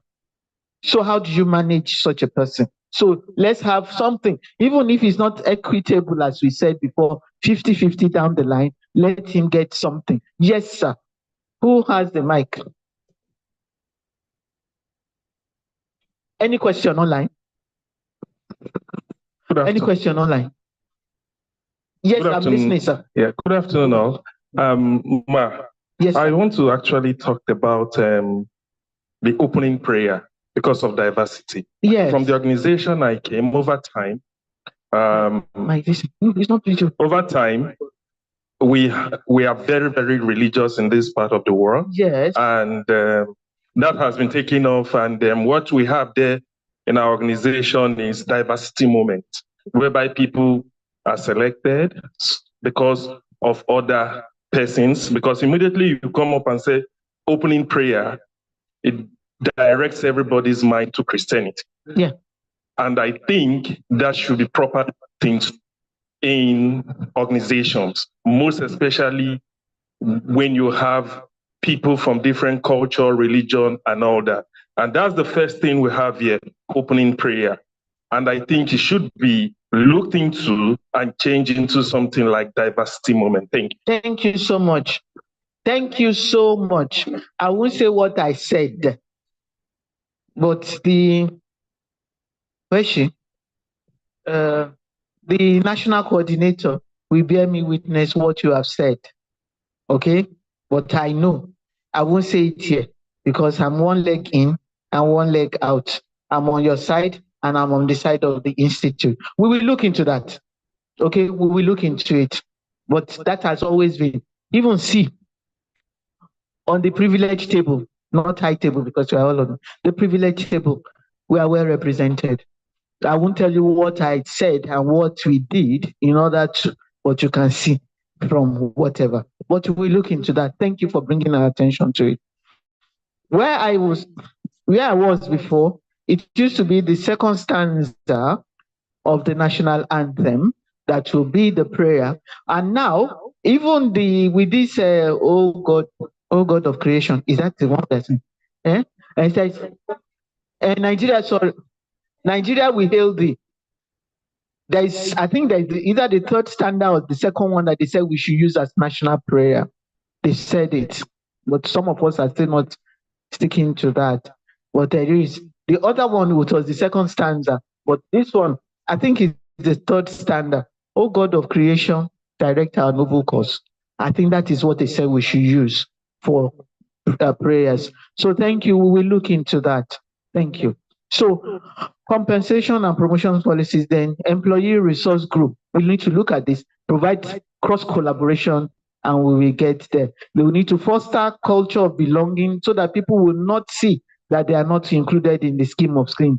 Leadership, commitment, and development, as we mentioned before, please take them for retreat and let them know what we are not doing well. So what do? We need to we have entered a post-normal time where people fight for their rights and where people feel that whatever it is you need to do, get me inside and we are part of it. So we need to look ahead. We need to have action in place and whatever, and strategic HR that are adaptable, growth-oriented, take responsibility for getting things done in order to train and make people to act the way, like what he said.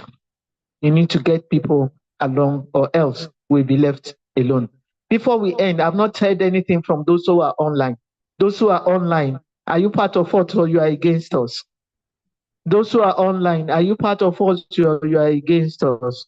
No question. The people that asked the question yesterday, as I said, you put in the parking bay, that we'll discuss today. Two, I can't see anyone. Okay, maybe the answer, maybe when they were sleeping, the answer came to them. So let's move on. So in summary, diversity and inclusion. Diversity and inclusion, we need to manage that in the workplace. The presence of it is something that we cannot overlook. The presence of the differences, that's diversity, fair access, opportunity and support, and that is equity. Equity, different types of people, and genuine sense of belonging and value, and that is inclusion. We need to manage that very well. Not the final word, not the final word. Question time, lesson time, because I have just 1 or 2 slides more. I want to take questions. Okay. I want to take questions online and let's get there. All right. Sorry, pardon me. I've not worn a tie in a long time. Oh, you see now. I like diversity.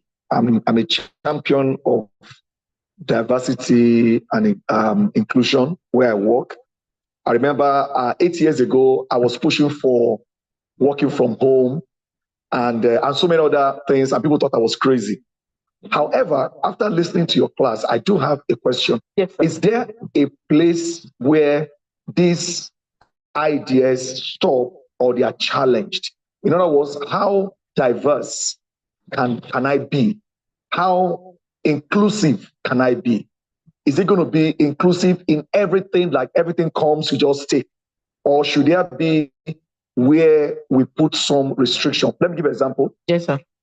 My country may say, we don't want this, but I'm supposed to practice international best practices. Yeah. Where do I draw the line? Thank you. Where do I draw the line when my country wants this and international best practices says the other? What do I do? You see, I'll give you example of what happened, my situation. So I will not say, because when you say something, we have to realize that one size does not fit all. If you look around, all the caps that you are wearing, some are using their ears to carry the cap. Is that not so? Is that not so? Is that not so? They are using their ears to carry the cap, where some are using wig to carry it. So one size does not fit all.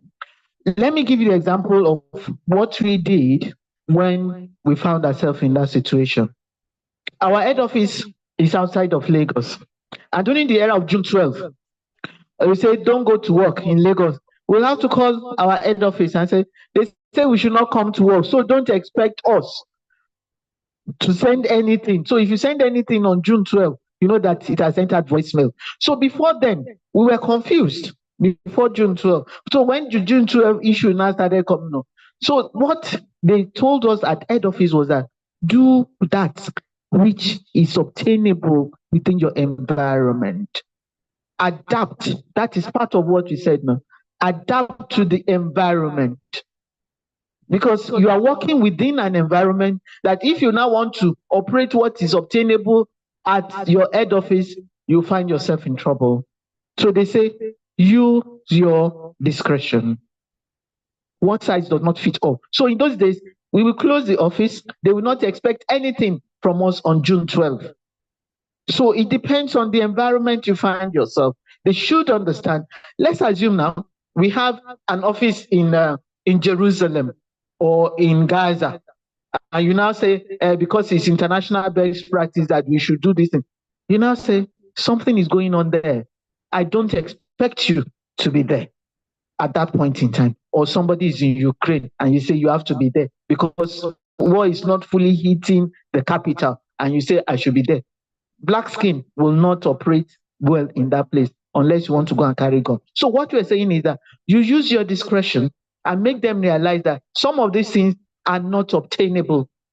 They cannot be practiced at this point in time. Situate it within the context of where you are operating, and they will not tell you to put your life on the line anyway.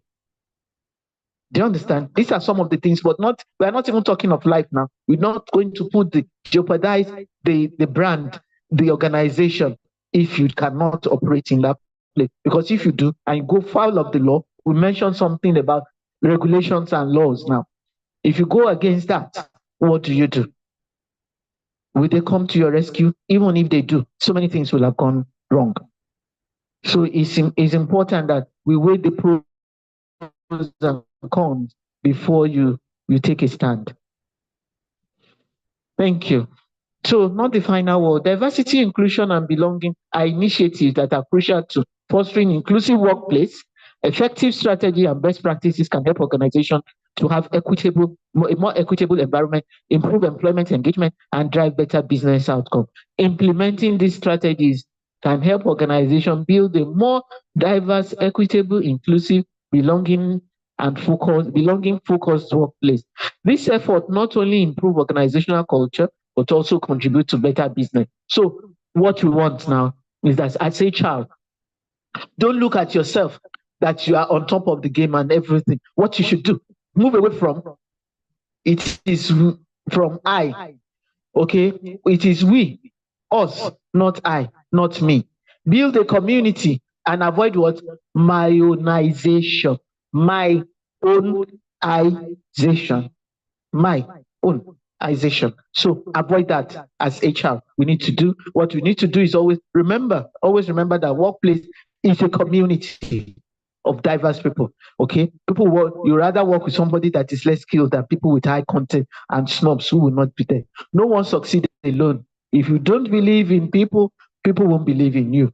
I, mine, my, me are all about myonization. They don't work in the workplace. So what do we need to do? We need to stop what we did. What did we do that got in our way, and we should discontinue? Like the traffic light, red, amber, and go. Stay with what we did that worked well for us. Start doing that which will move us forward. So what we have said is that avoid this.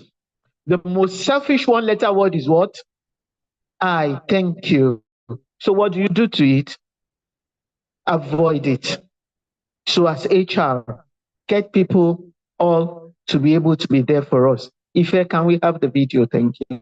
So we end up with this video, and I want us to concentrate. It's all about us getting people together in the workplace. Thank you for listening, but don't clap yet. Don't clap. Don't clap yet. Don't clap yet. I've not taken any question online. So listen to this and let's enjoy. Yes.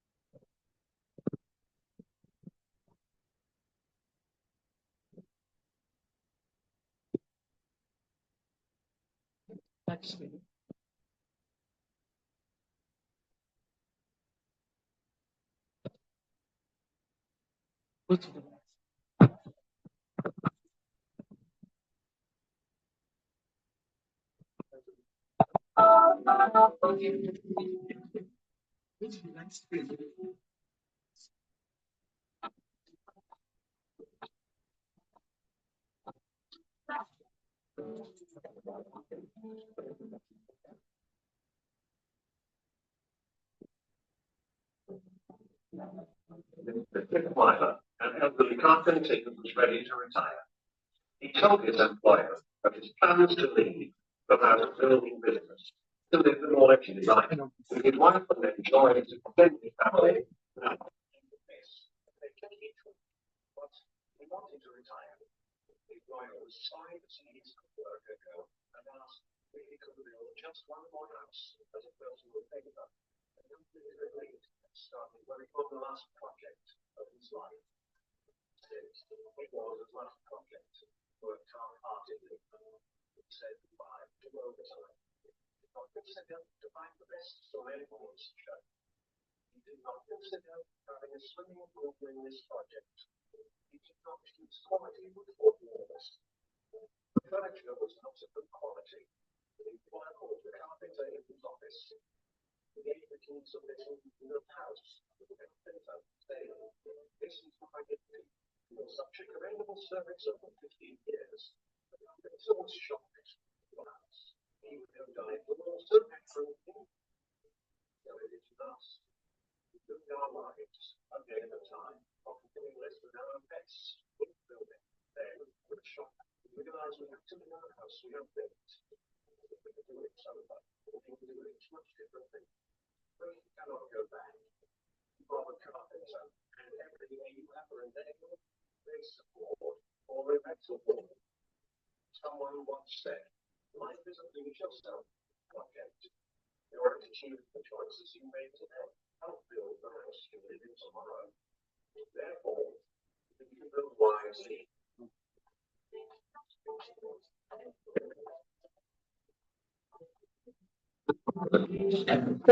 Thank you. And that is the end of the discussion today. Then we take some questions online and those who are here. Thank you. Thank you. Go back and watch that video. You see so many things that are coming up. Thank you for listening.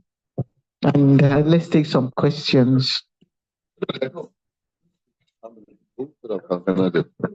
All right. Sorry, please. Let's take hands of those that are asking questions. We've checked, none online. I've checked that. 1, 2, 3. Thank you. You know, sometimes question we want to give birth to question. Don't just get pregnant overnight, you know. So we'll take you first. We'll take you second, then you take you third. Let's go. Your name, then the question. Thank you very much, sir. I'm Abiodun Doris. I want to appreciate you for this lecture. It was fully packed. And while we were trying to draw the curtain, you had this effect on me, like when I was young and my mom had to drop me off at school. And that bedding of Baba was always very difficult for me. So this lecture was in fact, I learned a lot. I want to add that while we were treating the benefits of diversity, equity, inclusion, belongingness in the workplace, we omitted its effect on the workers, which is good mental and health medical states. Yes, by the time an officer or a worker feels wanted, feels welcomed, there's always room for him or her to be mentally stable and medically fit. Thank you very much. All right. Thank you. All right. Let's have you, Ma. Let's have you. Good afternoon. Yeah, good afternoon. So my question is name first. Okay, I'm Eunice Omotosho. Okay. I'm going to be more practical here from the question. Is there any way an hold staff, an employee, can be satisfied when somebody that came after him or her is being placed to supervise him or her? And when such a person, so the whole staff, has this kind of attitude of bringing other people to him or herself to victimize the newly employed person that is placed ahead of him or her. That is one. The second one is this. The second question is about, I forgot. When you remember, don't I'll worry. ask again. Okay. Yeah.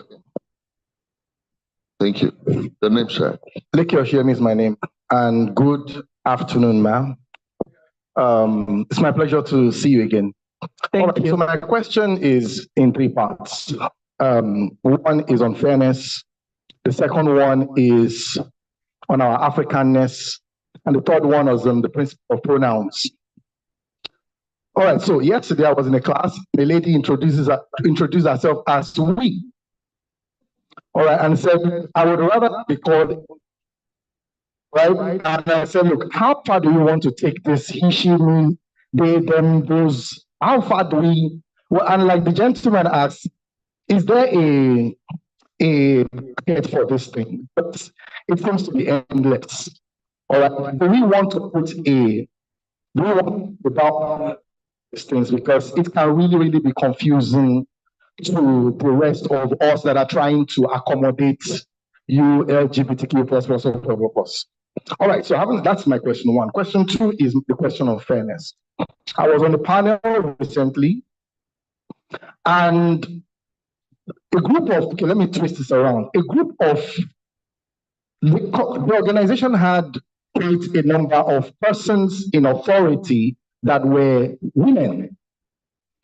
And after due process and a lot of interviews, I realized that a particular woman had highly qualified for this role, but was not given that job. And I was wrestled down by everybody else on the panel that, look, you have to give this job because of diversity and inclusion to a man. Fight the most educated of all, and we had to give this job, which was purple figure. If I mention the figure, some people will have issues here. But had to be given to another gender because that other person was not the gender that they wanted. So that is my question two. My question three is this. Are we prepared for the influx of Bobrisky's into our workplace? Thank you very much. Thank you so much.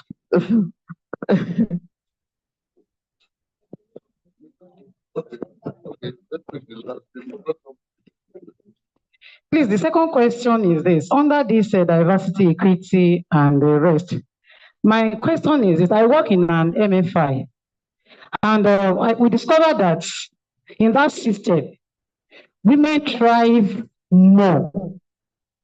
They are smarter. I'm very sorry. I'm not diverse. I'm not a biased person.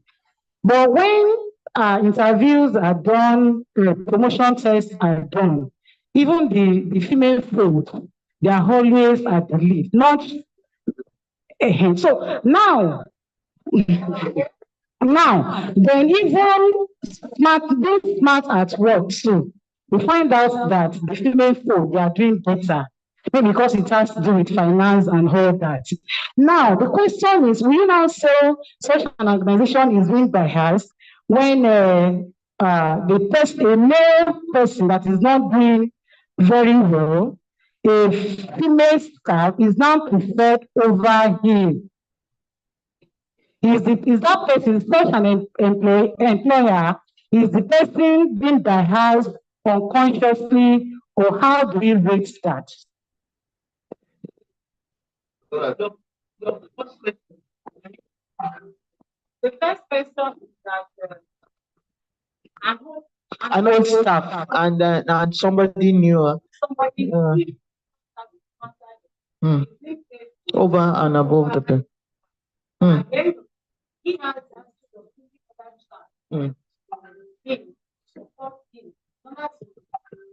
Get the job done. Of the youngest staff that is placed above it. So how do we ensure the work is the same place, all of them work together? You see, well, some of these things are not cast in stone. It depends on the policy of the organization. If you say that because somebody is better and is a lower staff and it can go and do a better job up there, and you just suppress his or idea, that person will fly out of the organization. But what you need to do, the policy must be such that there'll be room for high flyers, so that all of us will now be flying that, okay, I have to get there, I have to get there. But if the older staff does not have, like the example I gave of Boda Yellow, does not want to go to coming in, has what it is, but that person does. It has to do with the organizational policy. You cannot have a blanket answer for this, because what is obtainable in one organization may not be applicable in the other. So if the organization says so and there's room, I will say they should let that person operate. The best they can do is move the older staff to another unit. Okay? They can move that person to another unit where he will also fly or whatever. Or that is why some organizations have what they call mentorship within the institutionalized mentorship and coaching and counseling. Okay, and they'll be able to. I give you an example. There's this organization that when I was in service, what happened was that they said they have so many of their middle level, close to middle level, maybe supervisors, doing very good jobs, but they are not literate. So what did they do?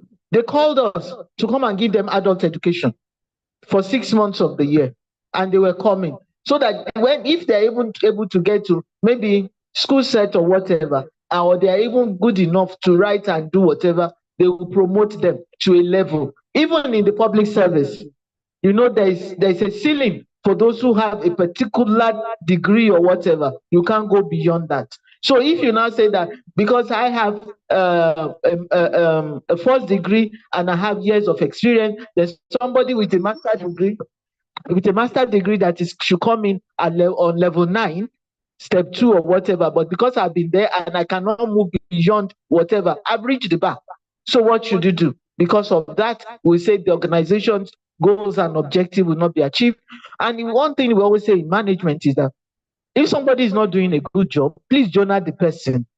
Journal the person, or else will be a short thumb in the midst of all. It will influence others negatively. And before you know it, you have a toxic environment.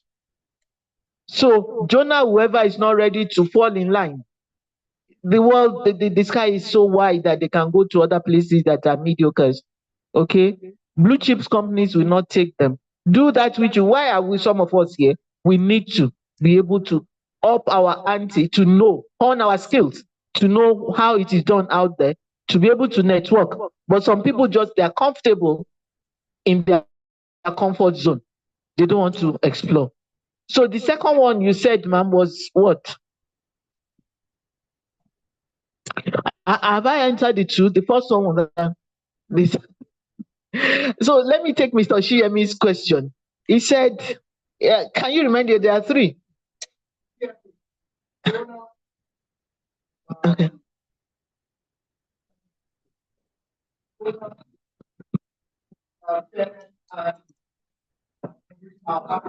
And our Africanness. Our Africanness, you cannot take away from us. You cannot. You see, there are situations where even if you find yourself outside of this climb, you will just be that African. Then the one that is fairness is relative. It's relative. If I'm fair to you, you may feel that I'm not fair enough. And what is that enough? How do you want to measure the enough? Then the other one, that are we ready to take the likes of Bobrisky into our organizations? There's a limit to which that Africanness in us will not let him come in, him or he, or let him, her, or he, she, to shim. He, she, shim. Shim. Shim. Shim. There's no way There's no way. Even remember when Bobrisky got to the presence of the judge and the judge said, "Are you a he or a she?" He said, "I'm a he." Yeah, you remember? He said he's a he. Shim said he's he. He knew that if he had said I'm a she, he would have stayed longer in Kirikiri now. So he will have stayed longer in Kirikiri. They will have thrown the books at him. So that Africanness in us, we cannot throw it away. Okay, we need to manage it. It's still part of the diversity, the inclusion that we are trying to have. Even the National Assembly recognizes that we are still African.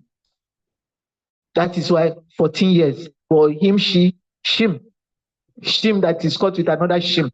So it's very important. So there's little we can do, but for those ones that are glaring and facing us squarely, apart from shim, we can work around some of them.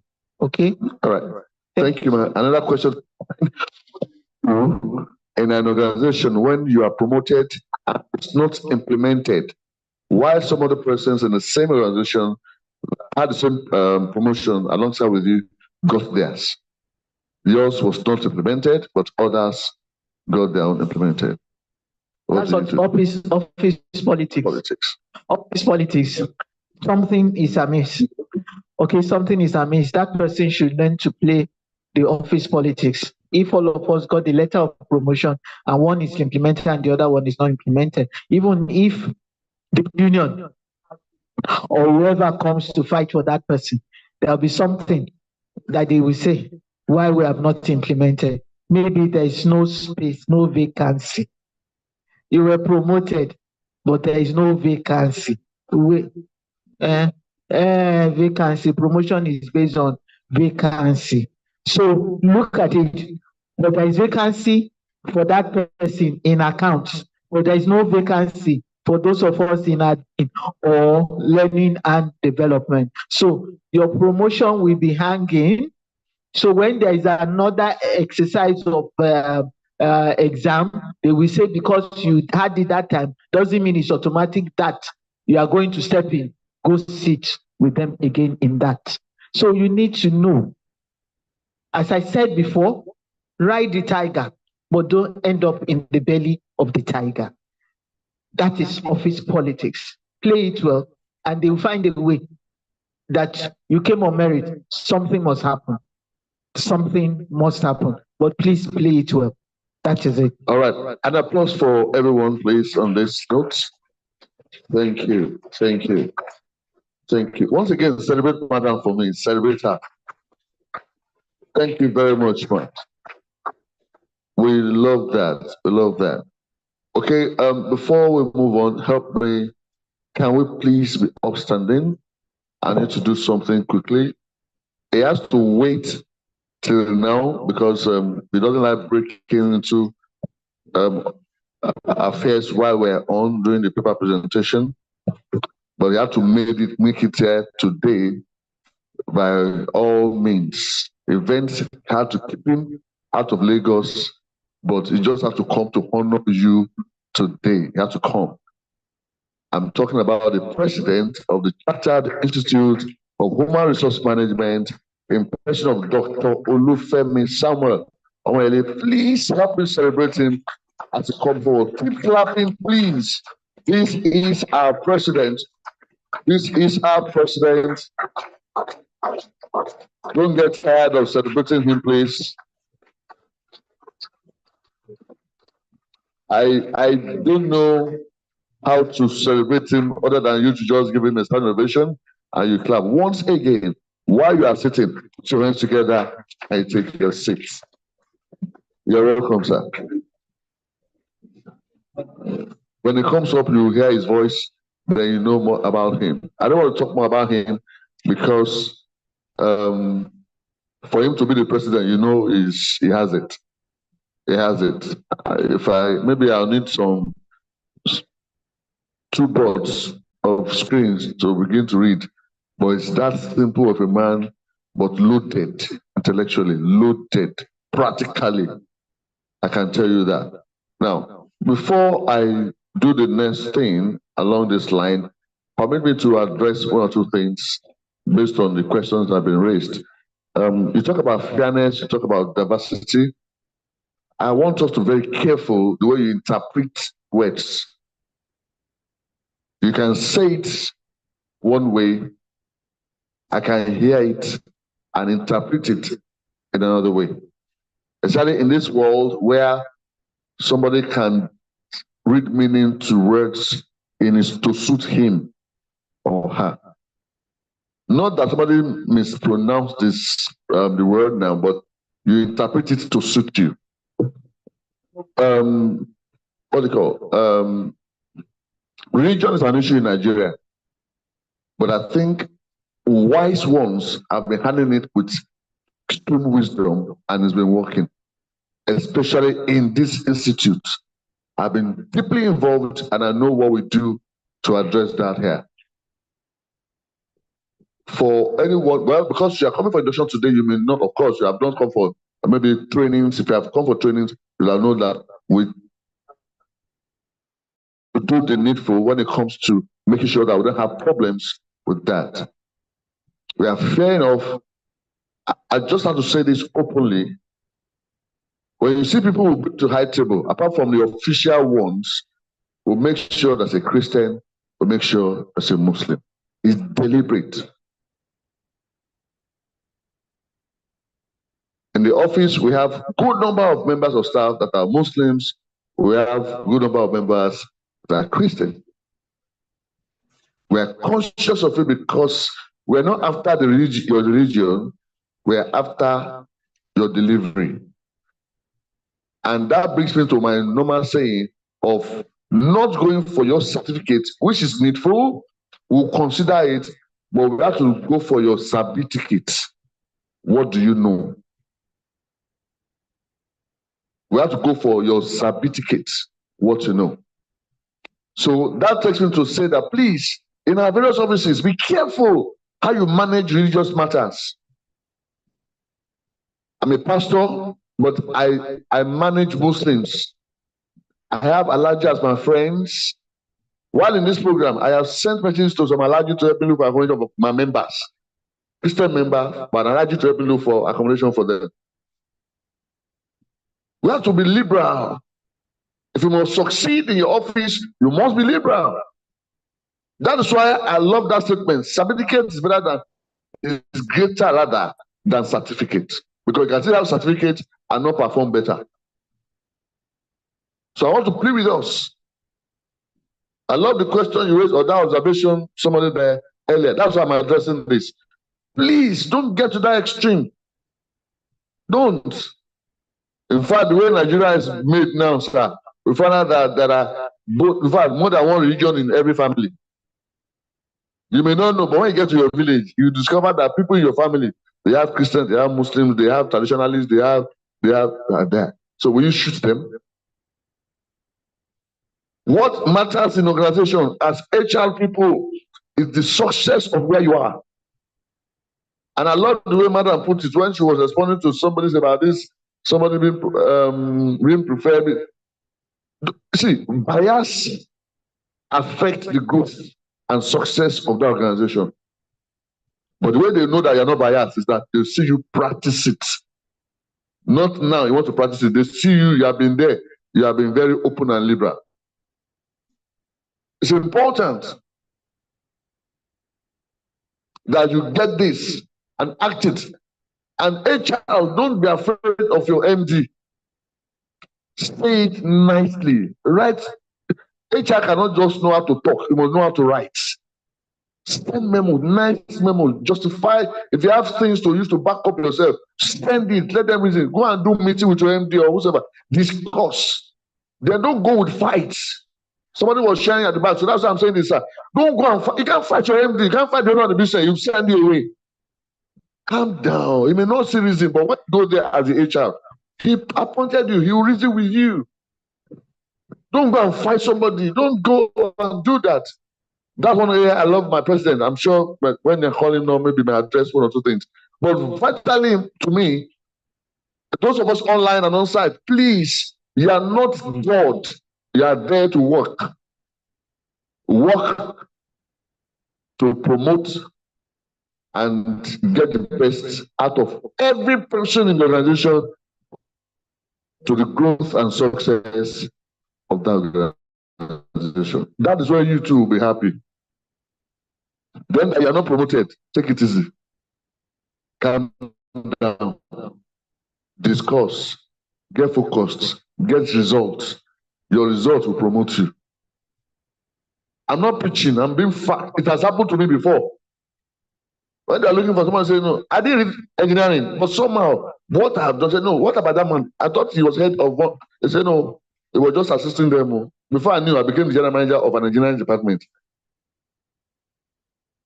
Then I had to help myself to do some underground things. So I quickly add something to myself. Yes.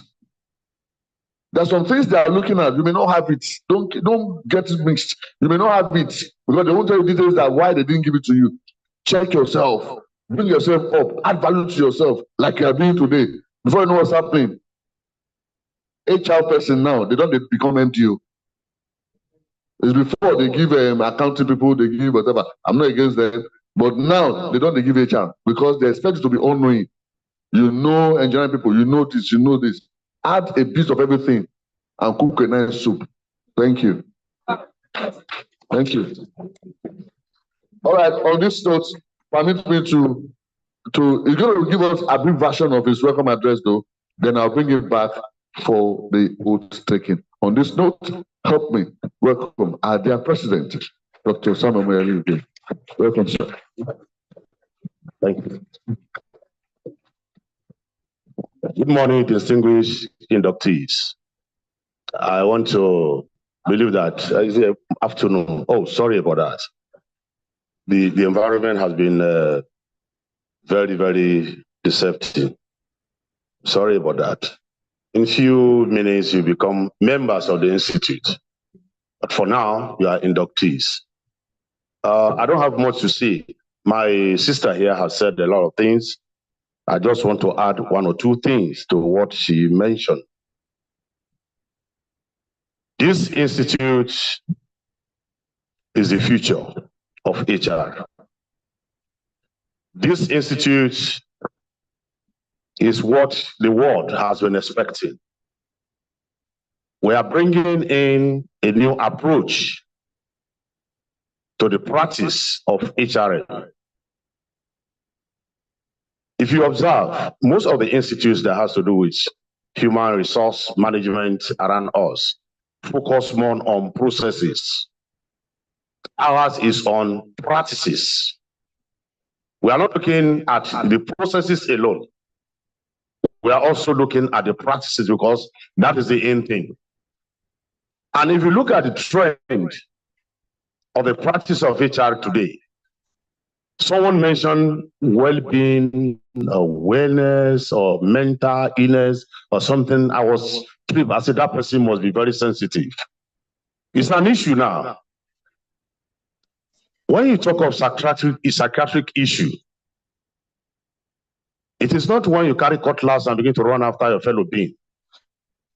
It is not when you remove your shirt, you remove your trousers, and begin to exchange blows with your partner or your colleagues.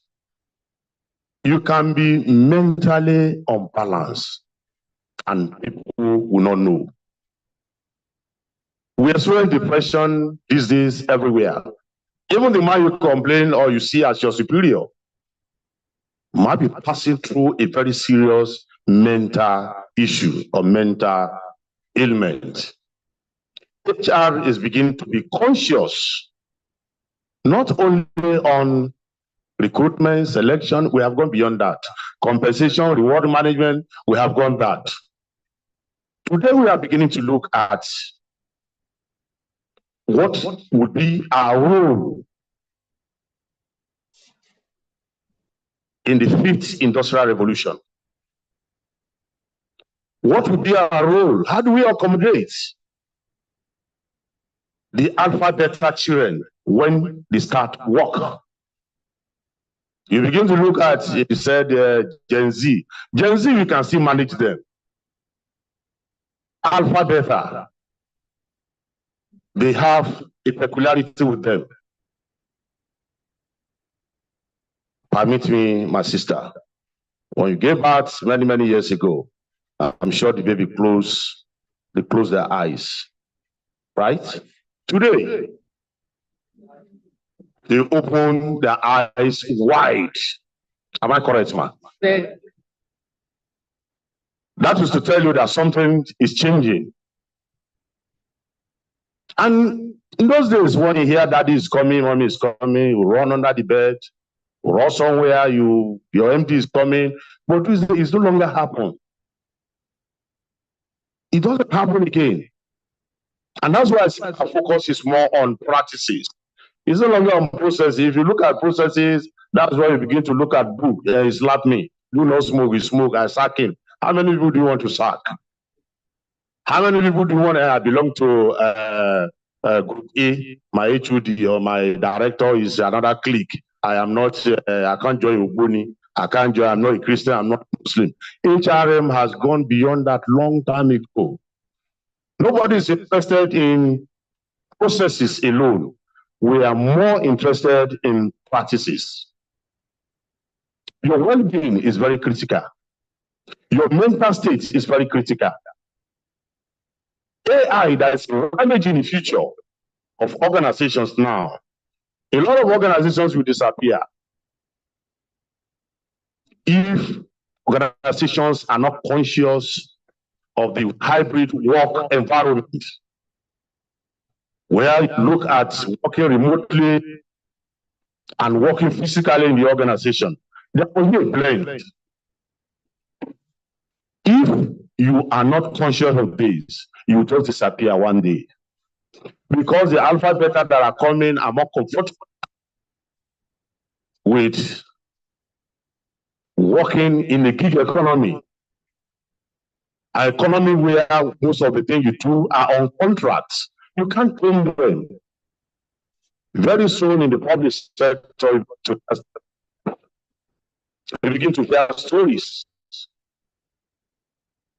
If you ask people now, we want to work in, especially these young boys, you want to work in the public sector, the first question they will ask you is, how much are they going to pay me?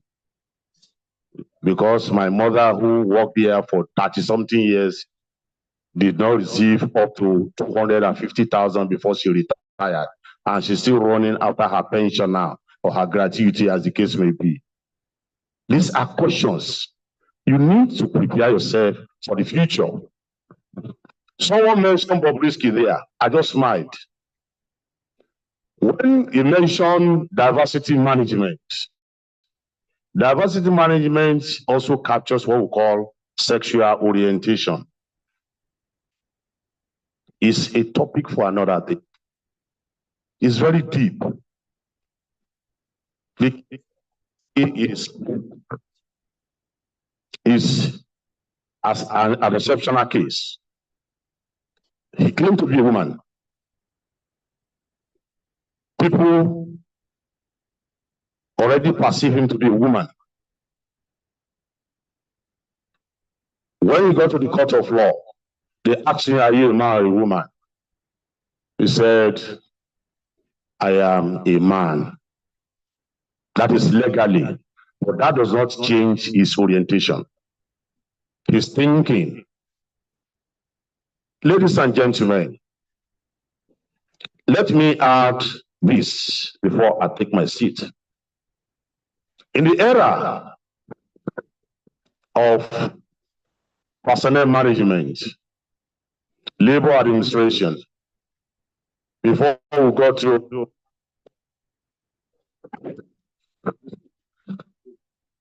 human capital management, we used to look at, this is my superior, this is my... Today, engagement is very critical. Nobody knows it all. My sister here mentioned bottom-up approach. Bottom-up approach is a Japanese management style, where all junior workers are in decision-making process. You don't make decisions from the top in Japan. They have a unique management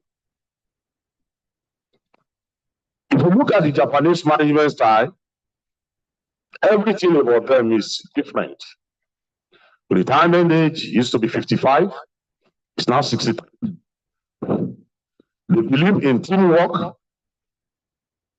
and whatever they are doing is associated to their tradition. Godfatherism, godmotherism, if there's anything like that, nepotism, ethnicity, all these are eliminated to the BRS minimum. That I am your superior does not mean that my salary should be more than you, that is the junior. You can be my junior and your salary will be more than mine. That management style. Qualification and experience combined, the struggle in Japanese management style. In Nigeria, it is more of qualification. And I know we'll get there one day. They tell you because you are HND holder, you cannot be the head of a unit.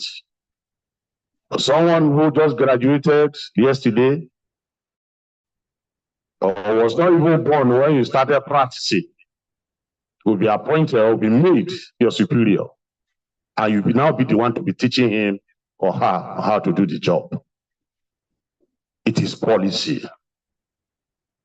The policy is required to maintain stability in the system. If you don't have policies to guide us, we have what we call a utopian society. And the greatest mistake you can make is to be lawful in a lawless society. Because you'll be treated as a deviant. Where I come from, there's a proverb that when you hear carry this here, carry it, and I refuse to join them in carrying the load, they will just bring it on your bed, not backyard, on your bed, they put it on your head. Ladies and gentlemen, I congratulate you once more that as you join this institute, this is the beginning. The HR realm is changing.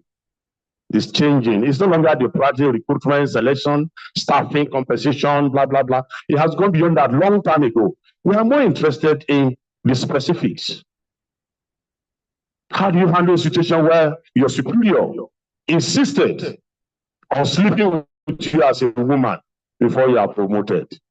How do you handle such? You know the number of years it took you to get the job. Now the man is saying yes, and you're a married woman. Maybe the man is just struggling to provide for the family. A lot of issues. And there are so many things that are not documented that we have to rely on engagement, consultation. What will bring out the best result? Gentlemen and ladies, I congratulate you and I welcome you on board as we proceed on this training. And as we move on, I want to assure you, those online and those that are listening to me physically, that you are in the right place. To the glory of God, we have opened Abuja chapter now.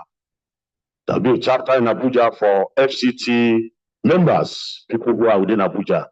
And that is how we'll continue to engage and accommodate views and contributions of people. Your experience in public sector will be slightly different from my own experience in the private sector. My own experience will not be the same as yours. And before I take my seat, years back, I had served my time as the head of department of my institution, in my former institution. I never knew that the then Oga was going out with a colleague of mine that I had issue with. And I was fighting her. No integrity. I'm moving transparent. I was speaking all big grammar. It was the younger brother of the vice chancellor that called me. Oga, take it easy. This woman, I normally see her with my brother. So I said, okay. But I had gone far with her. I said, well, this one is for fight. We have started. I cannot go back. So I went to meet those that I know too in the system. They say, is that the case? That they have brought your matter here. They have brought your matter here. In fact, they are trying to look at how we give you the next promotion. And if I knew, and I asked, sir, what can I do now? Incidentally, today as I speak with you, one of the people who stood by me is also a member of the governing council of this institute. She's a vice chancellor, deputy vice chancellor of a university in this Lagos. Now, they took me to the lady that this was what happened. They said, okay, we'll trash it out.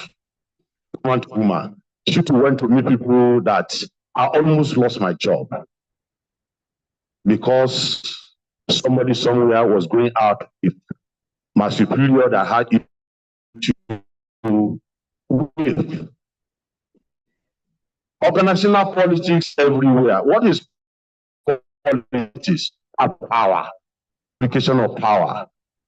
Your subordinate can remove you from office if you are careless. You see somebody would tell you, I will get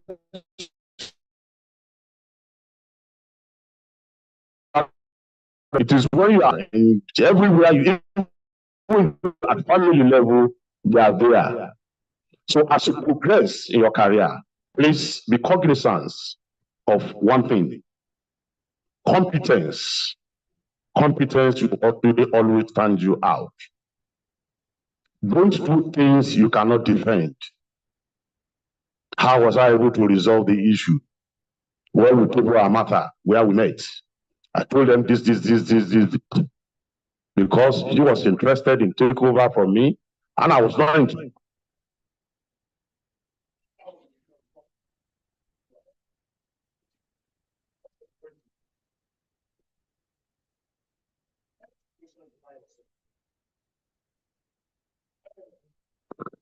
Elements of politics will always come to play, but competence will stand you out.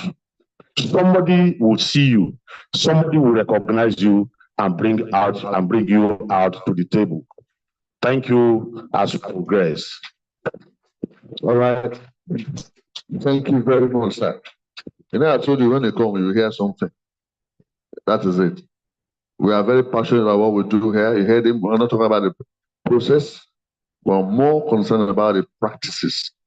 That is why when you come on board, you do it the way it should be done.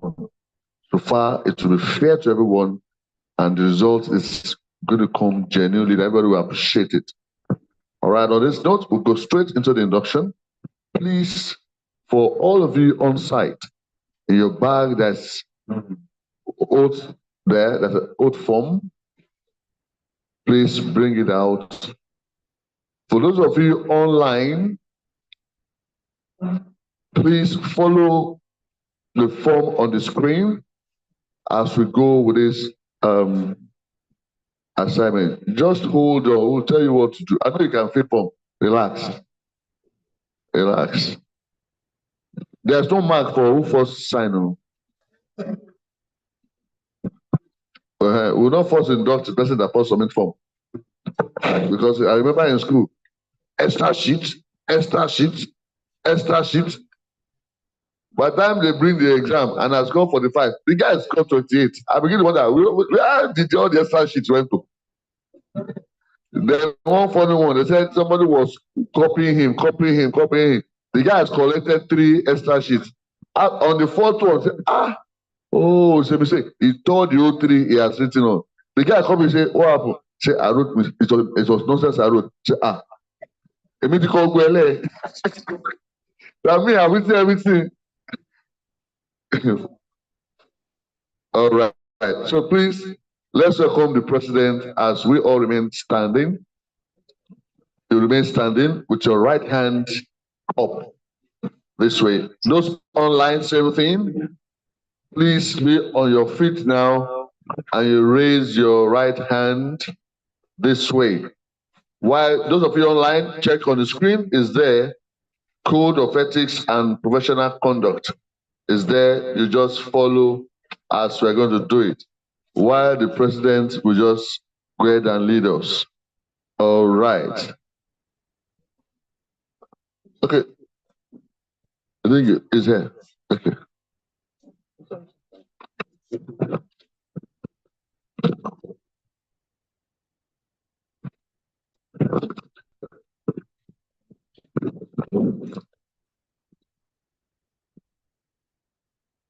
The Code of Ethics and Professional Conduct of the Chartered Institute of Human Resource Management. Please repeat after me. The Code of Ethics, Professional Conduct describes the expectation that we have of ourselves and our fellow practitioners all over the world. It articulates the ideas to which we aspire, as well as the behavior that are mandatory behaviors in our professional and voluntary roles. Therefore, as a member, I mention your name. Pledge to conduct myself professionally with the truth, accuracy, fairness, and responsible to the public.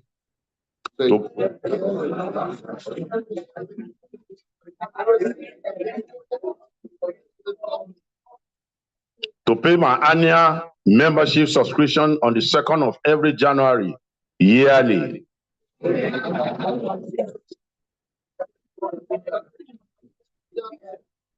To foster the highest standard of professional competence among those whom I am responsible.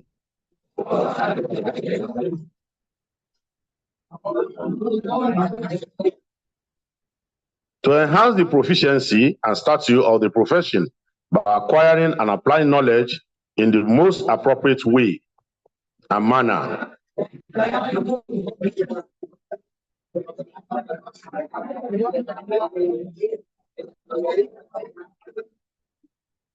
To participate in all professional development programs so that one's knowledge and performance are enhanced.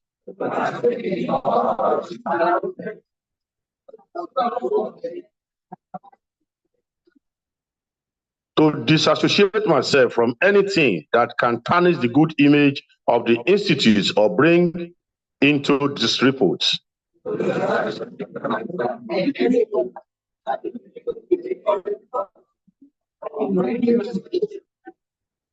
To honor confidence received or given in the course of professional activities.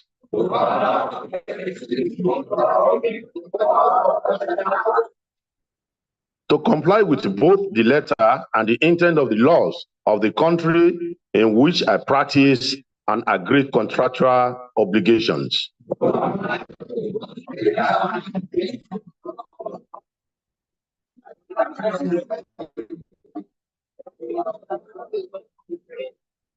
To cooperate with all the organizations and individuals engaged in activities which promote the development and standards in the institute.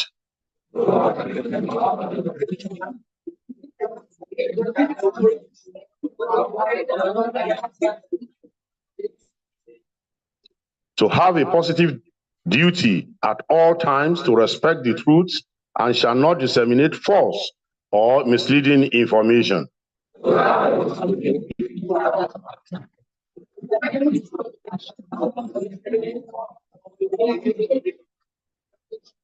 To abide by and to encourage others to practice the professional code of ethics of the institute.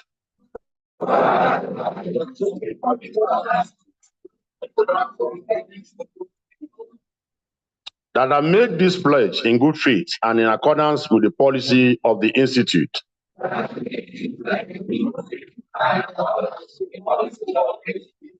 understand that the institute reserves the right to suspend me or dismiss me summarily from the membership of the institute should I violate any of the above promises which are voluntarily made by me. So help me God.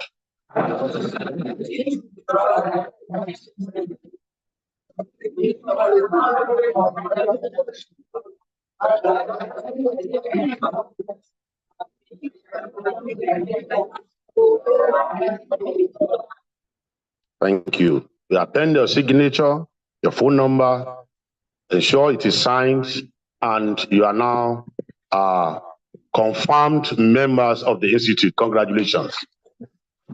Can you please applaud yourselves? I pronounce you members of the Institute. Thank you. Can you please applaud yourselves? Applaud yourselves.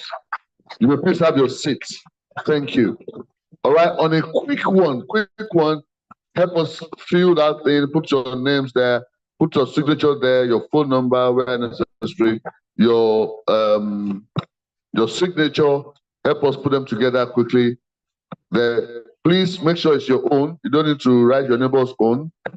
Write your own. I know you love your neighbor, but love yourself, love your neighbor as yourself. Then your passport is important. If you have it here, write your name behind your passport. If you have your passport here, write your name behind your passport, then give it to them with the form. Don't worry. As long as your name is on a passport, it cannot get mixed up. Put your name behind the passport and give them with the form. Okay? Then, please, for all of us here, just all of you on my extreme left, send it to the person sitting at this on the aisle here. All of you here, send it to this person here. Please, all of you opposite me, send it to this person here so that the person can collect the two together here. Quickly, fill it up, sign, and submit. But if you don't have your, don't worry, I just announced something. Put your name behind the passport. You cannot get mixed up. Don't worry. They have stapler here. They will fix it. They will collect like that. Don't worry. Just give them. They'll fix it. Same thing here. Send it to the person here. Those of you here, send it to the person here so that they can collect it on the house. Send it. If you have your passport, write your name behind, please. Then for those of you online that you don't have, that you're there, please download the forms, fill the forms, then add your passport to it, then scan and send to the office. Scan and send to the email of the office. You have it there with you, please quickly do that. Then for those of you here, in case you don't have your passport with you, all you need to do is that you please, you can send your passport much later. When you are sending, please put your name underneath where you are scanning so that they can get your name and send it to info@cihrmglobal.org. I take it again, info@cihrmglobal.org. That's where we should send it to. All right, thank you very much. Okay, let's do that quickly. Where are those picking the forms? I see some people who have some forms here. If you still have your form, don't bother to attach, sir. Don't give them. So far your name is behind. Just give to them. We are just.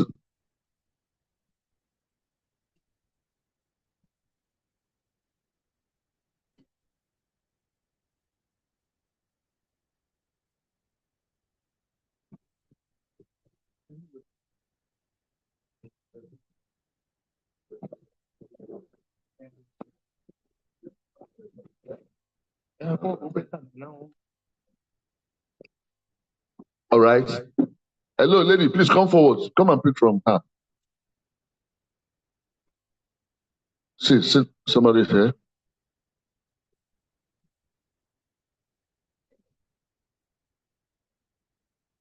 If your pastor is not here, don't worry. Just make sure you send it. Send the soft copy to info@cihrmglobal.org. That's what we do. All right. Sir, with your permission, I've been asked that we should have a twist in induction this morning, that we should do online first. We always do them last, and they said they complained. Some of them complained that we always forget them. Now, the way we do here, I'm just going to read out names while all of us on site, we just upload them. Please, let's do so that it can be more resounding. All right, so permit me, National Coordinator, please pardon us for that. All right. Okay, the assignments we have here now, just join me while I call the name. I just run through the names. I'll call the category, then you just keep uploading them.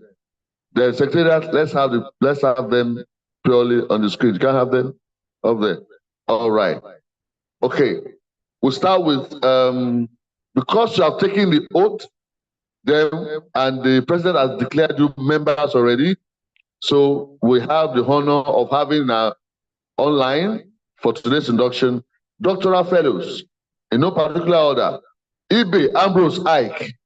Let me celebrate them, please. Dr. Jaja Enye Sunday, Ojobo Cletus Ifeanyi Chukwu, Adam Sylvester Adiola, Azuma Cheta Ugochukwu, Lazarus Upaka Ikechukwu, Shitu Rita Morris, Miriam Abiodun, Mohammed Ahmed Tijani, Lami Hamza Kachi, Shitu Rita Morris, Miriam Abiodun, Mohammed Ahmed Tijani, I'm taking that, Lami Hamza Kachi, then 13, Enubuje Vera Adiza.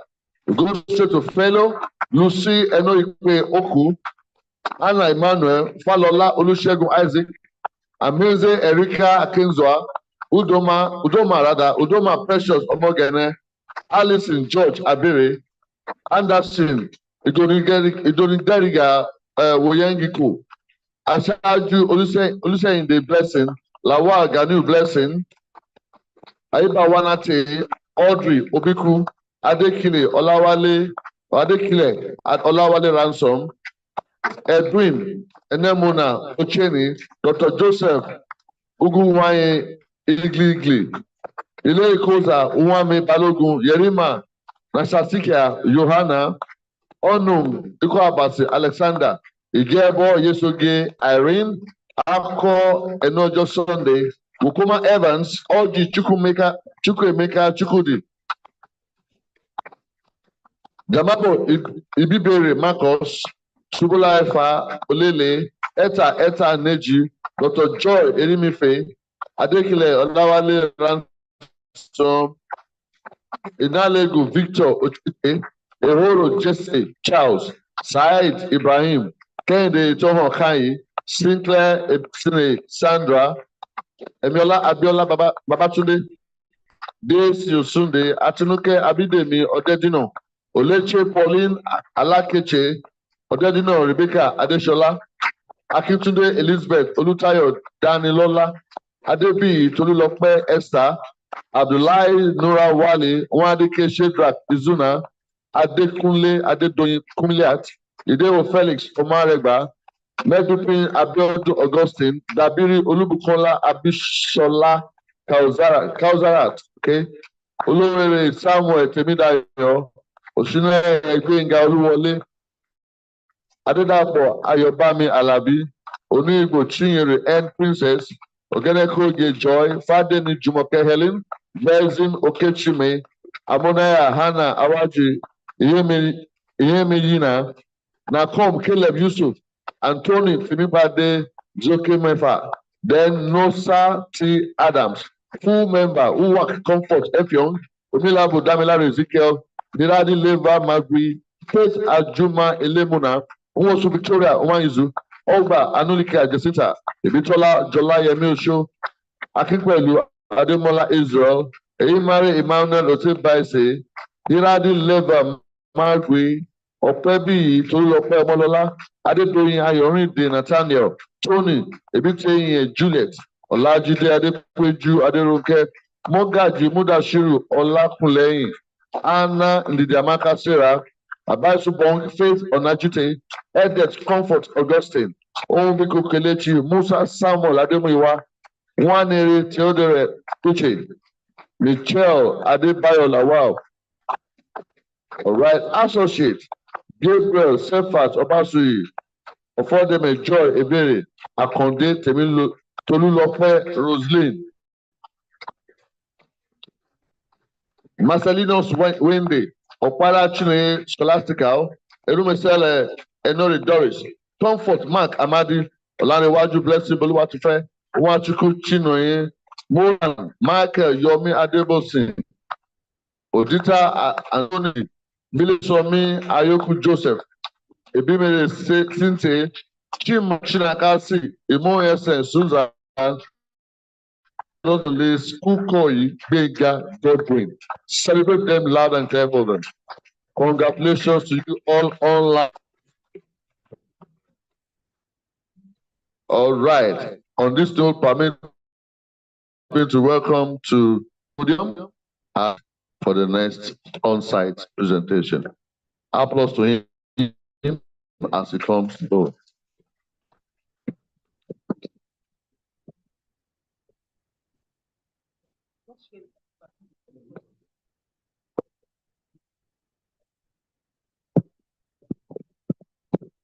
All right. Can I have a sorry? If you're a doctor, let me see your hand. Dr. Fellows, are you all here? Just raise your hands. I don't respond. Dr. Fellow.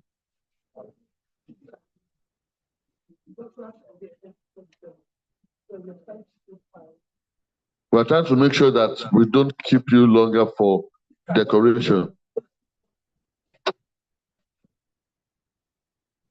Doctoral fellow, please just hold on. Hello, for fellow, please lift your hands. She will attend to you. Hello there. Take fellow from here. Don't worry. Start from here, so that you know that you can from there come this way.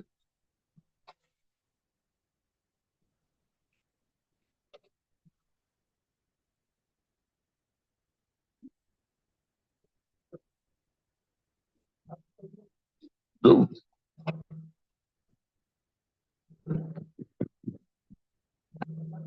Please put it on. Put it on. She just told you. The fellow for the full fellow. Hello, Lady Jessie. The fellow should be here. No, yeah. The fellow should be here or here. Okay, the fellow is on the left. Yeah. Am I correct? Make sure your fellow is on your left. That's it. Yeah. Then make sure it's balanced. Yeah, good. That is it.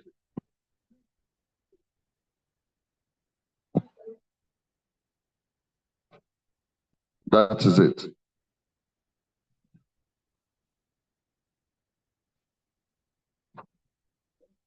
Fellow.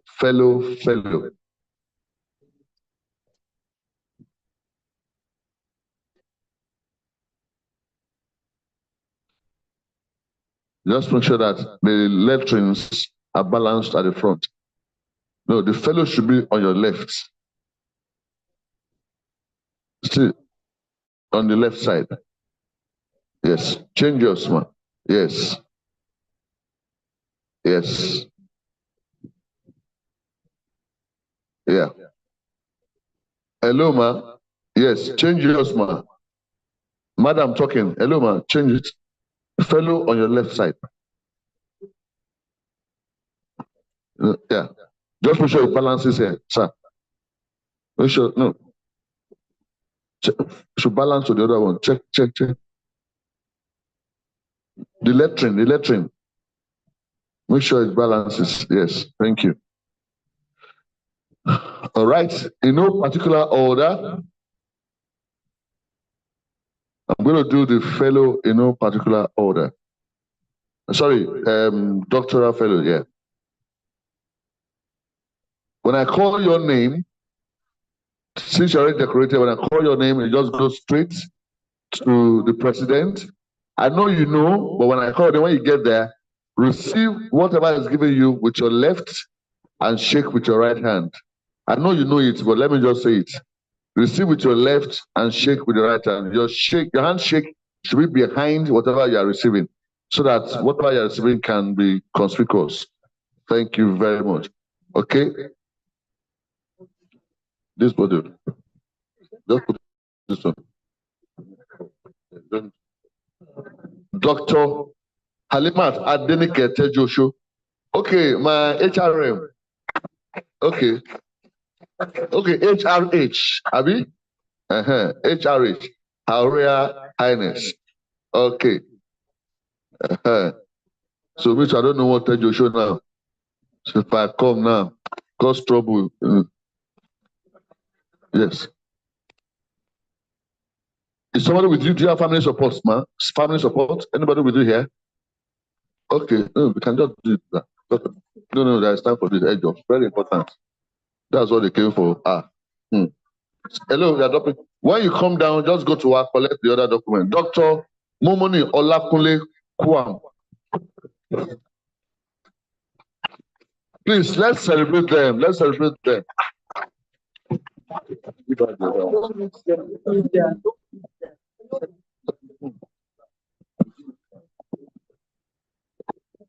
Dr. Adedeji Foluke Omawumi.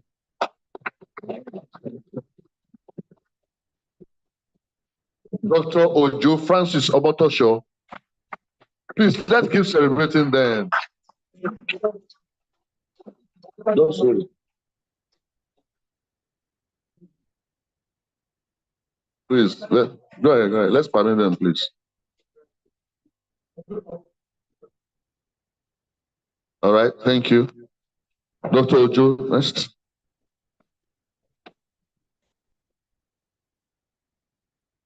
Dr. Olai Gbade Yusuf Olatunji.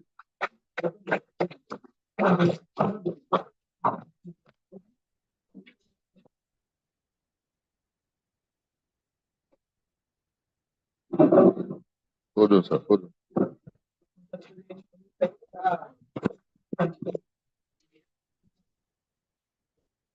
Dr. Emmanuel Ugochukwu Eme.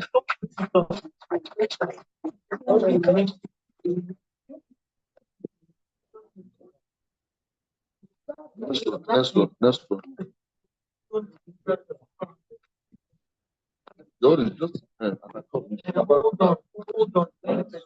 do that as it.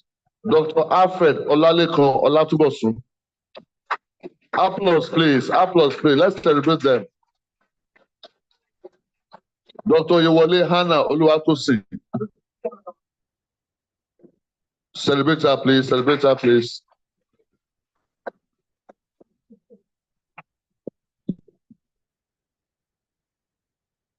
Dr. Nduku Henrietta Ngozi.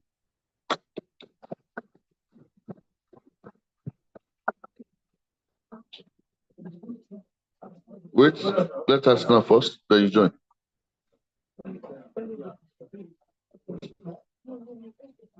Join quickly. Dr. Leke Emmanuel Oshiemi.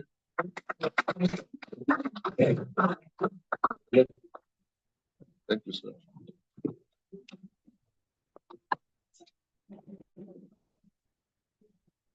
Dr. Iroje Ahigwe Elvis.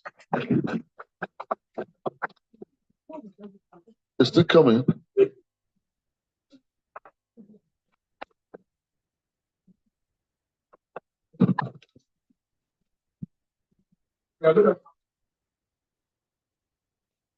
Quickly join.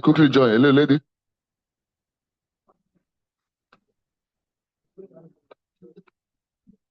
Thank you. This way. Please get that there. Next.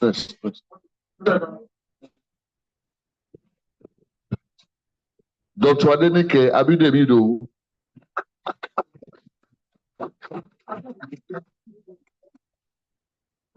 Give me.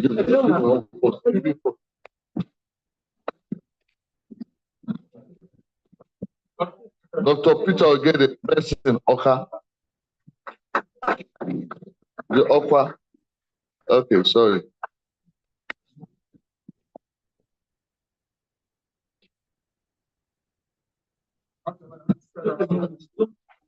Just begin like that.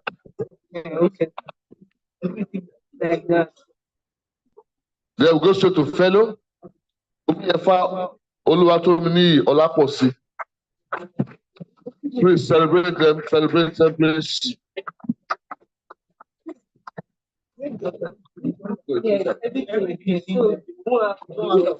I do faith honor your day.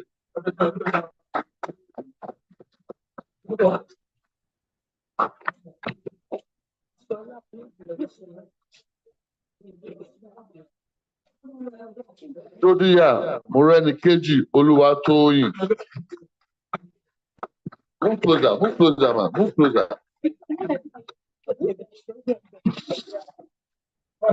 Is that Jodiya, please? Hold on. Thank you. Thank you. Oyindamola